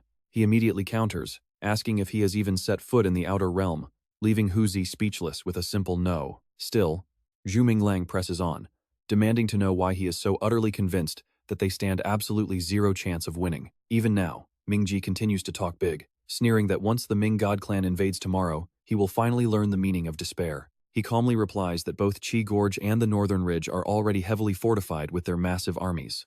If your so-called Ming God clan actually tries to invade, we hold all the geographical defensive advantages, so why on earth should we back down from the likes of you? Mingji bursts out laughing, mocking that the tiny force stationed at Qi Gorge is nothing but a useless bunch of disorganized soldiers. So what if you have numbers? He mocks. Suddenly, Zhu Minglang smirks with pure contempt and, without saying a word, slaps Mingji hard across the face. Clutching his swollen face, Mingji bitterly whines that Zhu Minglang has targeted his face yet again. After striking Mingji, Zhu Minglang gently blows on his hand, telling him to relax because they still have plenty of time. There will be plenty of opportunities, especially as long as you keep acting with this punchable attitude. Zhu Minglang secretly laughs at how incredibly naive this kid really is, effortlessly leaking the entire invasion strategy of the Ming God nation for tomorrow. Zhu Minglang turns back, eyeing the loudmouths who were just shouting. He says, "Everyone, I will be keeping you all here for now. Once your families and sects bring the ransom money to release you, I assume nobody will have any objections? Bonkai steps up to ask young master, how should we handle these two girls? Seeing who it is, Zhu Minglang playfully teases, wait, is this not the great sect master On? Is Lady On not the one with unmatched martial arts prowess? The one who fears no schemes in the world? He mocks her, I only laid out a couple of small spider webs, so how did I randomly catch such a grand phoenix like you? He pulls Tinhua close, showing her off to make his point. He says when I get back, I will have my wife buy you a 10-year isolation training package. The martial world is dangerous, so do not go wandering around for no reason. Once my wife and I have a baby, I will definitely make them your disciple. By then, we will basically be one big family. This completely sets Ling Fei off, and she snaps through Zhu Minglang. Relying on your father's power does not make you capable. If you have the guts, fight me one-on-one. But he just calmly replies, why are you screaming like that? Apologize to my wife right now, or have your sword army march back to their nation. Otherwise, you are going to be my prisoner. But Ling Fei is incredibly stubborn, immediately snapping back, keep dreaming. Morgnu desperately tries to plead, sister, please just take a step back. Young Master Truck, and we were never enemies to begin with. Ling Fei barks at her to shut up, and right here, Zhu Minglang hits her where it hurts the most. He says then just stay a prisoner, since not every power in Juding has a god backing them like your Mountain Cat sword sect. He makes it clear that their survival is entirely in their own hands. Bright sunlight beams down onto the gates of Queen Than. Zhu Minglang asks Tin Huar to look into a matter, wanting her to check his fortune. She immediately asks what is troubling the young master. Grave and quiet, he explains this involves someone I fought and wounded back when I was just a teenager. He goes on to say that a rather bizarre encounter recently made him realize a certain powerful figure he knows shares striking similarities with that exact person. This naturally makes Zhu Minglang quite anxious. Maybe I am just being too sensitive. He says, how could such a massive coincidence exist? But I still need your help to check. Tin Huar shares her thoughts. I have always kept a close eye on your fate, and there should be no major obstacles for now. For now, you just need to avoid any direct clashes with actual gods. Now for the real kicker. It turns out that enemy is actually a god, and Zhu Minglang already took one of his arms. Tin Huar suddenly pushes the window open with her slender hand. Looking out at the scenery, she explains that the fate of gods is incredibly hard to predict. But if she traces your recent fortune to connect with those gods, Zhu Minglang senses her hesitation and quickly cuts her off. He asks, so did I just overthink it? But as Tin Huar turns around, her face is covered in tears, sending him into a panic. Why are you crying all of a sudden? She blames herself, saying as a prophet, whether it is natural disasters or world-shaking crises, I should always foresee them and show everyone how to escape. Yet I keep getting it wrong. Zhu Minglang gently comforts her, saying making mistakes is completely normal. There are so many people in this world, and not everyone is going to follow a predictable pattern. You really do not need to blame yourself. Tin Huar chokes back tears, saying it is fine if I miscalculate for others, but I only ever seem to fail when it comes to you. He is confused. You got my fortune wrong? Just now, you said my path was clear. Now he has to ask, is that enemy truly the Sparrow Wolf God? Tin Huar solemnly confirms there is a 90% chance. This only confuses Zhu Minglang even more. You just said a god's fate is nearly impossible to read, so how can you be so sure he is the Sparrow Wolf God? Tin Huar lays out everything she knows, explaining I managed to piece it together using clues from your own destiny. Seeing your recent interaction with him, and tracing every single person and event connected to his path, I can say with absolute certainty that he is indeed the Sparrow Wolf God. However, his divinity has not fully restored yet. This small sliver of hope excites Zhu Minglang. Does that mean we still have a chance to turn things around? Hearing this, Tin Huar shares her dangerous plan. Over the next few days, I will seal his fate mark to curse him with extreme misfortune. He is lost, seal his fate mark? Tin Huar explains that as long as his divinity is not restored, they still have a real shot at ending him. She then shares a grim warning, young master, I have read his path of fate, and we must eliminate him no matter what. This man will not only bring us immense trouble, but he will also unleash unpredictable disasters upon both Lichuan and Juting. Hearing all of this, Zhu Minglang realizes that back then, the power he unleashed was merely at the king realm. There is still one thing Zhu Minglang cannot quite understand, even if this is their perfect chance. He has no idea why that god would take such a huge risk to descend upon Kirkding. Could there be something in Kirkding that even a literal god would drool over? Tin Huar Lian mentions a certain person, saying, young master, according to my deduction, you once met someone and had a slight conflict with them. They must be a citizen of Turklang City. From her description, Zhu Minglang immediately guesses, you mean the Supreme Executioner? She then suggests, young master, you should interrogate this person. They will definitely have some useful clues for us. Zhu Minglang immediately agrees. Now get ready, because this is where the real war is about to start. A row of grand-looking houses stands nearby. Just then, Mert Dung walks in with news, saying, "Brother Zhu Minglang, you are finally back. We heard a massive commotion coming from the southern city, and we are quite worried something terrible happened." Zhu Minglang gently pats her head and says, "I have subdued all the forces of the ancestral dragon city-state. This city is ours to command now." Mert Dung gasps in surprise. "Is that true?" Zhu Minglang points to the man behind him as a witness. "Did not Big Brother Quan send men to follow me from afar? Are your own eyes lying to you?" Quan is startled to suddenly hear his name brought up. He stammers, "I was just worried about my brother-in-law's safety. Besides, I have already subdued the woman holding the military power. She is willing to follow our orders now. When the time comes, we can join forces with her army to face the Min Thun tribe." Quan cannot hide his excitement. "Excellent. The Min Thun tribe is definitely our greatest rival. Once we take them out, Li Xuan will completely belong to us." Zhu Minglang already has a plan, saying, "I learned that the Min Thun tribe will strike from Ki Hirp. Now, we need to quickly rush over to Ki Hirp to set up an ambush and wipe them out in one go." Quan totally agrees. "Yes, wipe them out." From afar, the massive mountain range looks incredibly imposing. This is Ki Hirp, the stronghold of Trung Za City. Zhu Minglang solemnly speaks up, "Tringdu, I received intel that the Min Thun tribe will likely break through here to enter the Li Xuan plains. Given his deep understanding of warfare, Trinkdu can see that although there are 200,000 soldiers here, over half are just ordinary people. Going against the Min Thun tribe will be extremely difficult, so Zhu Minglang wants to hear his take, asking, "Do you have any good ideas?" Quick-witted as always, Trinkdu already has a solid plan, saying, "Why don't we split our forces into two routes? There is a maple forest to the northwest, not too far from here. Everyone can set up an ambush there." Zhu Minglang visualizes the strategy as Trinkdu continues. "Once the Min Thun tribe attacks, I will hold the fort and block them from the front. Then, everyone else can charge out from the maple forest to flank them, catching them completely off guard." It is a brilliant strategy, and Zhu Minglang has absolutely no objections. Inside the maple forest, the lush trees are covered in vibrant red leaves. Right on cue, the enemy troops finally begin to march past. Watching them march, Zhu Minglang is visibly annoyed. They are making so much noise, marching like they own the place.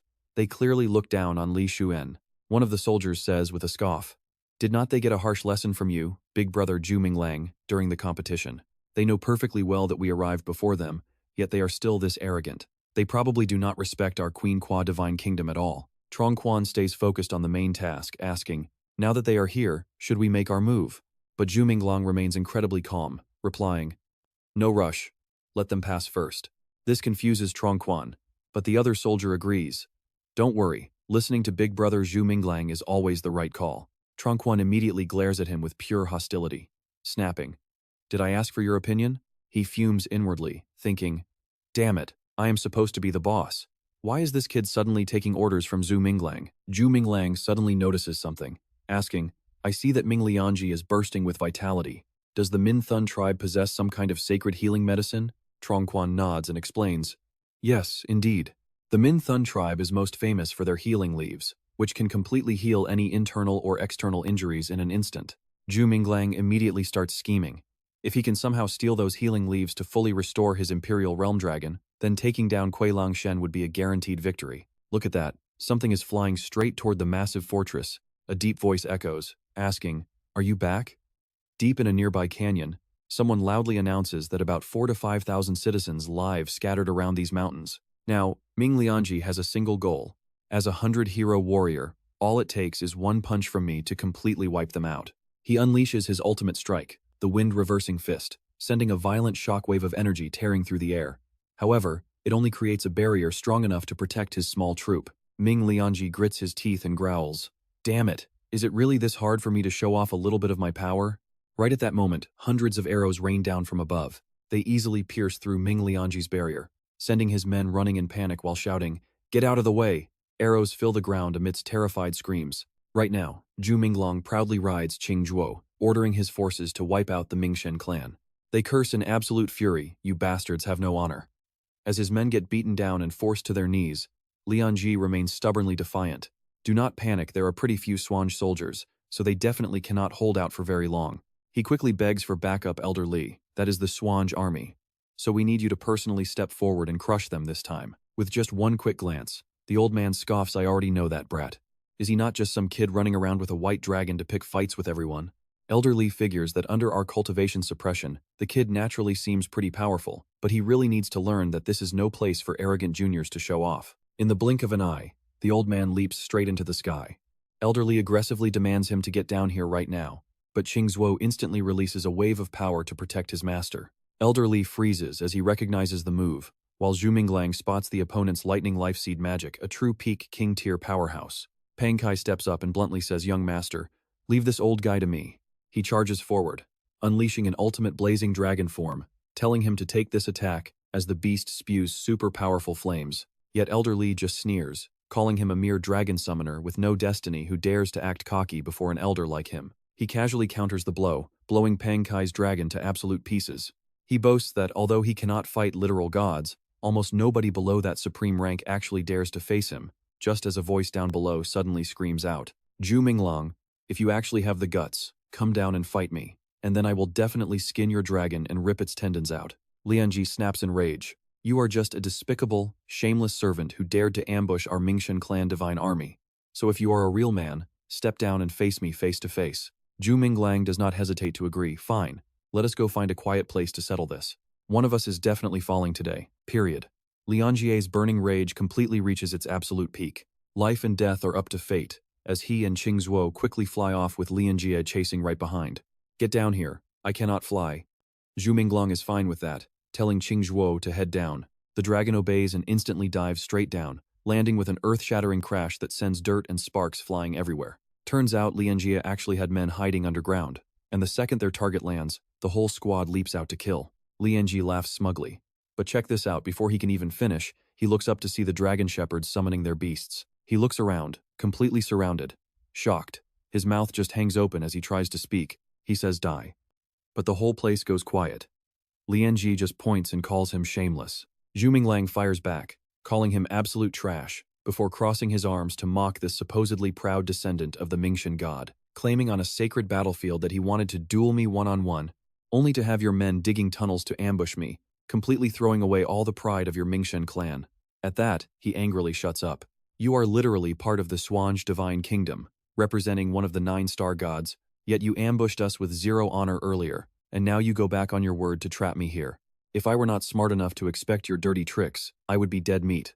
But Zhu Minglang just snarls back, "What is the point of talking? Just die," making Lianjie scream that he is the one who will perish, as the dragon shepherds ready their forces to kill. The Mingshan warriors charge forward with weapons raised, while Lianjie leaps high, throwing a massive heavenly tiger fist. A phantom of sharp claws slashes right at Zhu Minglang, but he stands on Qingzuo and casually dodges, looking somewhat surprised. He notes that this heavenly tiger fist actually has pretty strong suppression, before calling out for little Baikai to attack. But the dragon just pokes its head from his robes, crying out that he has absolutely no interest in fighting someone he already beat. Left completely speechless, Zhu Minglang suddenly leaps off the beast's back, lands on the ground, and slams his palms down to summon both Heya and the Tianxia dragon. Emerging, the beast proudly roars out that Big Heya is finally back. But before Heya can even finish speaking, the Tianxia dragon instantly obliterates a whole crowd of enemies on the left. Over on the right, Huangling flashes by and wipes out another squad, making Heya pretty annoyed that everyone is stealing his kills. He screams to leave some for him, complaining that they are being completely unfair. Suddenly, a Mingshan warrior sneaks up from behind with a weapon, shouting that the kid has no dragons left to protect him, so they should kill him directly. But Baikai casually glances back, locking his cold gaze onto the attacker, instantly freezing him in place as his eyes fill with pure, absolute terror. He only has time to cry out once. Then, his entire body turns to ice, leaving Ming Lianji absolutely furious. "You idiot, he still has a white dragon. Did you forget how badly it thrashed me before you threw your life away?" He barely dodges Thang Trak and Thien Sat. His mind is racing, planning. Damn it, he thinks I have to bring him down today, or we are completely finished. Suddenly, Ming Lianji fails to block and gets blasted back several meters. Dropping to one knee, he still talks tough, before slowly rising with eyes full of murder. He yells out, "Now taste my real power," as a sudden blast of energy erupts from his body, forcing Thon Trak and Thien Sat back. "Get lost," he screams, launching himself straight towards Zhu Minglang. He roars, "Zhu Minglang, today I will wash away my humiliation." While Zhu Minglang quickly raises his sword to summon a Bagua shield, Ming Lianji slams his fist into the shield, screaming, "Weak trash, shatter for me." Zhu Minglang stares in shock as his shield shatters under the punch, leaving him wide open the instant the barrier crumbles. The backlash hits hard, forcing him to spit blood and sink to one knee while thinking, damn it, this guy is actually pretty strong. Maybe he can activate his sword runes. But right then, Baichi slides over to act cute. The dragon whines to be scratched, leaving Zhu Minglang completely speechless over why it wants an itch scratched in the middle of a battle. Now watch this. It points to its wing, and Zhu Minglang instantly recognizes the suppression talisman. Right. He forgot to remove the temple talisman from Bai Qi after their previous fight, so he immediately reaches out and tears it off. The moment it comes off, a massive pressure explodes, as the dragon's body rapidly expands to a gigantic size. Ming Lianji rages, do you think this is just a friendly sparring match? Last time my power was suppressed, and I only held back this energy because I did not want to injure myself. If you send your white dragon forward now, it is pure suicide. But Bai Qi completely ignores him. A wave of sheer pressure slams forward, blasting the careless Ming Lianji back through the forest, snapping massive trees in his path. Ming Lianji struggles to stand as a glowing orange-red light wraps around him. Roaring that he will not lose again, he releases his full energy and charges forward with a scream to die. Before he can even make contact, Bai Qi intercepts him in midair, clamping its massive, razor-sharp claws directly over his face. Flapping its wings, the dragon drags him high into the sky, spinning him through several loops.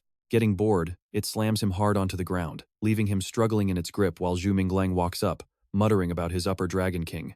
Staring at the talisman, he is amazed that Bai Qi is already this strong despite only recently entering its growth phase. At this rate, the final stage of its growth will easily reach the peak Dragon King rank.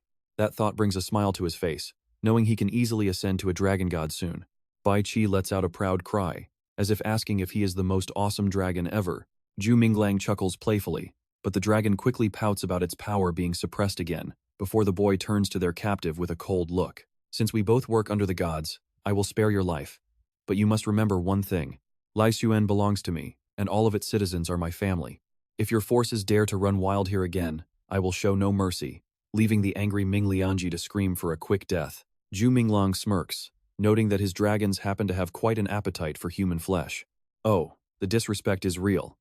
He promises to plant a tree over his remains, giving him a huge mocking thumbs up right after. He gestures, summoning several massive dragons to surround them. Watching that tree grow will remind me of how tough you tried to be, making the terrified Ming Lianji stutter in absolute panic. Leaning in, Zhu Minglang mocks him, did you not just say you do not fear death? Ming Lianji grits his teeth, begging him to only call one dragon instead of tearing him apart with a whole pack. Zhu Minglang sneers, asking why a dying man cares so much about details, leaving him completely speechless. If you want to keep your life, you better start talking how did your Min Thun clan manage to smuggle that annoying Min Kui brat over here? Frowning, he replies that only the elders of Min Thun Sun actually know the details. Pressing closer, he asks why they cling to Li Xuan. Is there something highly valuable hidden here? He asks, making him look away, muttering that the Long Moan factions sense something incredibly special here. When the captive falls silent, Zhu Minglang simply calls out to bring over more man-eating dragons. If there are good things, you should definitely share them with your brothers to enjoy, which instantly flusters Ming Lianji. Zhu Minglang, can I just tell the truth and be done with it? Ming Lianji asks in absolute terror, wondering how Ming Gui ended up in Jiting. He really has no idea about that, nor why they want to seize Lichuan. He only heard his uncle mention that Lichuan could become one of the sacred divine temples, leaving Zhu Minglang deeply lost in thought. The underworld gods, who failed their ascension inside the Dragon Gate and died, might have fallen onto Lichuan where the gate currently sits, or onto one of the neighboring continents. He frowns, doing the math. Since ancestral Dragon City State was built on a dragon god skeleton, maybe this Lichuan land actually hides the remains of other dead gods. Zhu Minglang turns back to ask, are the people of Sparrow Wolf City searching for divine skeletal remains on this land just like you are? Looking completely confused, he claims he has no clue about that. If you really want to know about Sparrow Wolf City, you should go ask Kang Hangsu since he is the actual nephew of the Sparrow Wolf god. Zhu Minglang asks if that's the same guy who hosted the match. Ming Lianji nods quickly, confirming that is indeed the guy. But Zhu Minglang warns there is still one more thing he needs to hand over, leaving him totally puzzled. When he asks what, Zhu Minglang grins and says the healing leaf, instantly making Ming Lianji furious. Don't even dream about it. That is a sacred healing leaf, found only on our underworld god mountain. Zhu Minglang casually calls the guards. He instantly cries and begs, asking how many. Now we cut over to the prison dungeon. A single beam of light slips through a tiny window, revealing several locked-up captives. Mingui peers out through the bars, muttering that it is already dark, and wondering why his cousin's army has not conquered the city yet. Zhou Xian glances over and mockingly asks where his supposedly invincible underworld god army is, especially since the thick void mist has completely cleared out. On top of that, The tide of years is coming tonight, with so many treasures waiting on Lichuan for them to grab, yet they are stuck sitting inside a prison. Zhao Ying sneers, not much longer. This entire Ji-Ting continent is going to be ours anyway, so let those lowlifes harvest the spiritual energy for us first. Won't they have to hand everything over to us when the time comes? Suddenly, a guard runs in screaming that the underworld god army was utterly crushed at Kisia and had to retreat back to Tianshu. Hearing this, he desperately grabs the bars. He angrily yells out, asking what kind of nonsense they are talking since their glorious clan could never lose. Mingwei refuses to believe it. With just that useless Lichuan army, even if they multiplied their numbers tenfold, they could never stand a chance against the underworld gods. He turns around and spots Zhu Minglang, instantly throwing a furious tantrum. Zhu Minglang, don't you dare spread fake news. Our army is packed with countless legendary warriors and powerful generals. My cousin Ming Lianji is a red gold divine warrior who holds the actual mark of a god. So how can you lower realm trash ever compare? Zhu Minglang casually replies, suggesting he take a look at his new cellmate and see if it is indeed his legendary red gold cousin. Mingui stares at the body thrown inside, calling to his cousin in complete shock. Zhu Minglang continues, stop holding on to false hope, because your clan has completely abandoned Lichuan to squabble over wild lands with other low-tier factions. This is where the real interrogation starts, as he steps closer, demanding truth without lies. There will be absolutely no reason to keep him alive, as his patience is running dangerously thin. The prisoner stubbornly snaps back that he will not say a single thing, but Zhu Minglang instantly delivers a heavy slap across his face, his eyes turning cold. He gives him one final opportunity to explain how exactly the underworld gods managed to send him into Ji-Ting. Besides him, who else came here first? Holding his swollen cheek, he stammers that it was only him, because he can dig space rifts, explaining that it is his innate talent. He mentions once finding a mysterious dark spatial vortex near an old temple that did not even fade in daylight. He pauses for a brief second before continuing. He figured some incredibly powerful master, maybe even someone close to a deity, must have cast a high-level spatial transition spell right at that spot. So he started digging around that spatial crack, but ended up getting sucked straight into a void vortex instead. That is how he landed in Ji-Ting, leaving Zhu Minglang deeply pensive.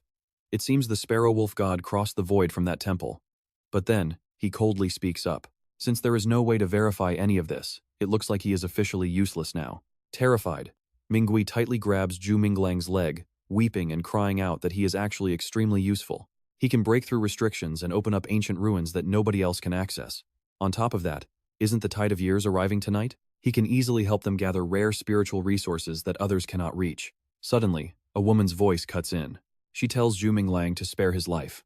Frowning, he looks back and warns that keeping someone like this might bring them trouble. Nan Lingsha steps closer, noting that many ancient ruins have barriers. Keeping him alive might actually come in handy later when they reach Tianshu. Zhu Minglang stands up and kicks Minkui away, agreeing to spare his worthless life. She turns and tells him to follow her to a specific place, but Zhu Minglang wonders since it is already dark and pretty dangerous outside. Nan Lingsha frowns at this. Are you scared of the Nightwalkers? She asks. Zhu Minglang rubs his head and laughs, denying it, though he secretly hopes Diem Vuonglong cannot track his scent. With the protection of the Chosen One body, traveling through the dark is totally possible. She coldly explains that the temporal tide is about to arrive. They must compete with dark creatures for the same treasures, and since rival factions serve the gods and move at night, he is forced to agree. Fine. I will follow your lead, Zhu Minglang says, looking around before asking if they are getting close to the Longmon gate. Behind him, Nan Lingsha nods in agreement before suddenly asking how this Longmon realm actually came to exist in the first place. She wants to know if he has any clues, leaving him completely stumped for an answer. Changing the subject, Zhu Minglang points up and asks if she has noticed that floating corpse up there this whole time. A corpse, Nan Lingsha repeats.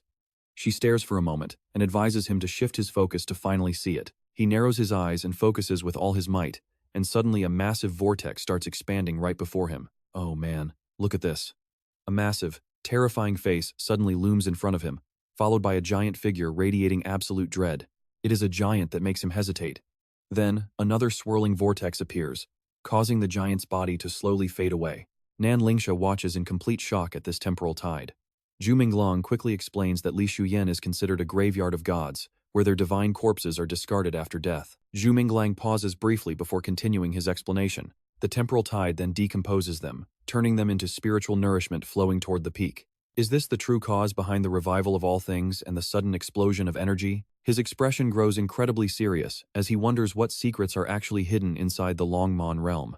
Why is the divine realm constantly decaying, And why are all of their deceased bodies being dumped directly into our land? Nan Lingsha speaks up, asking him where he thinks the absolute greatest strength of a god lies.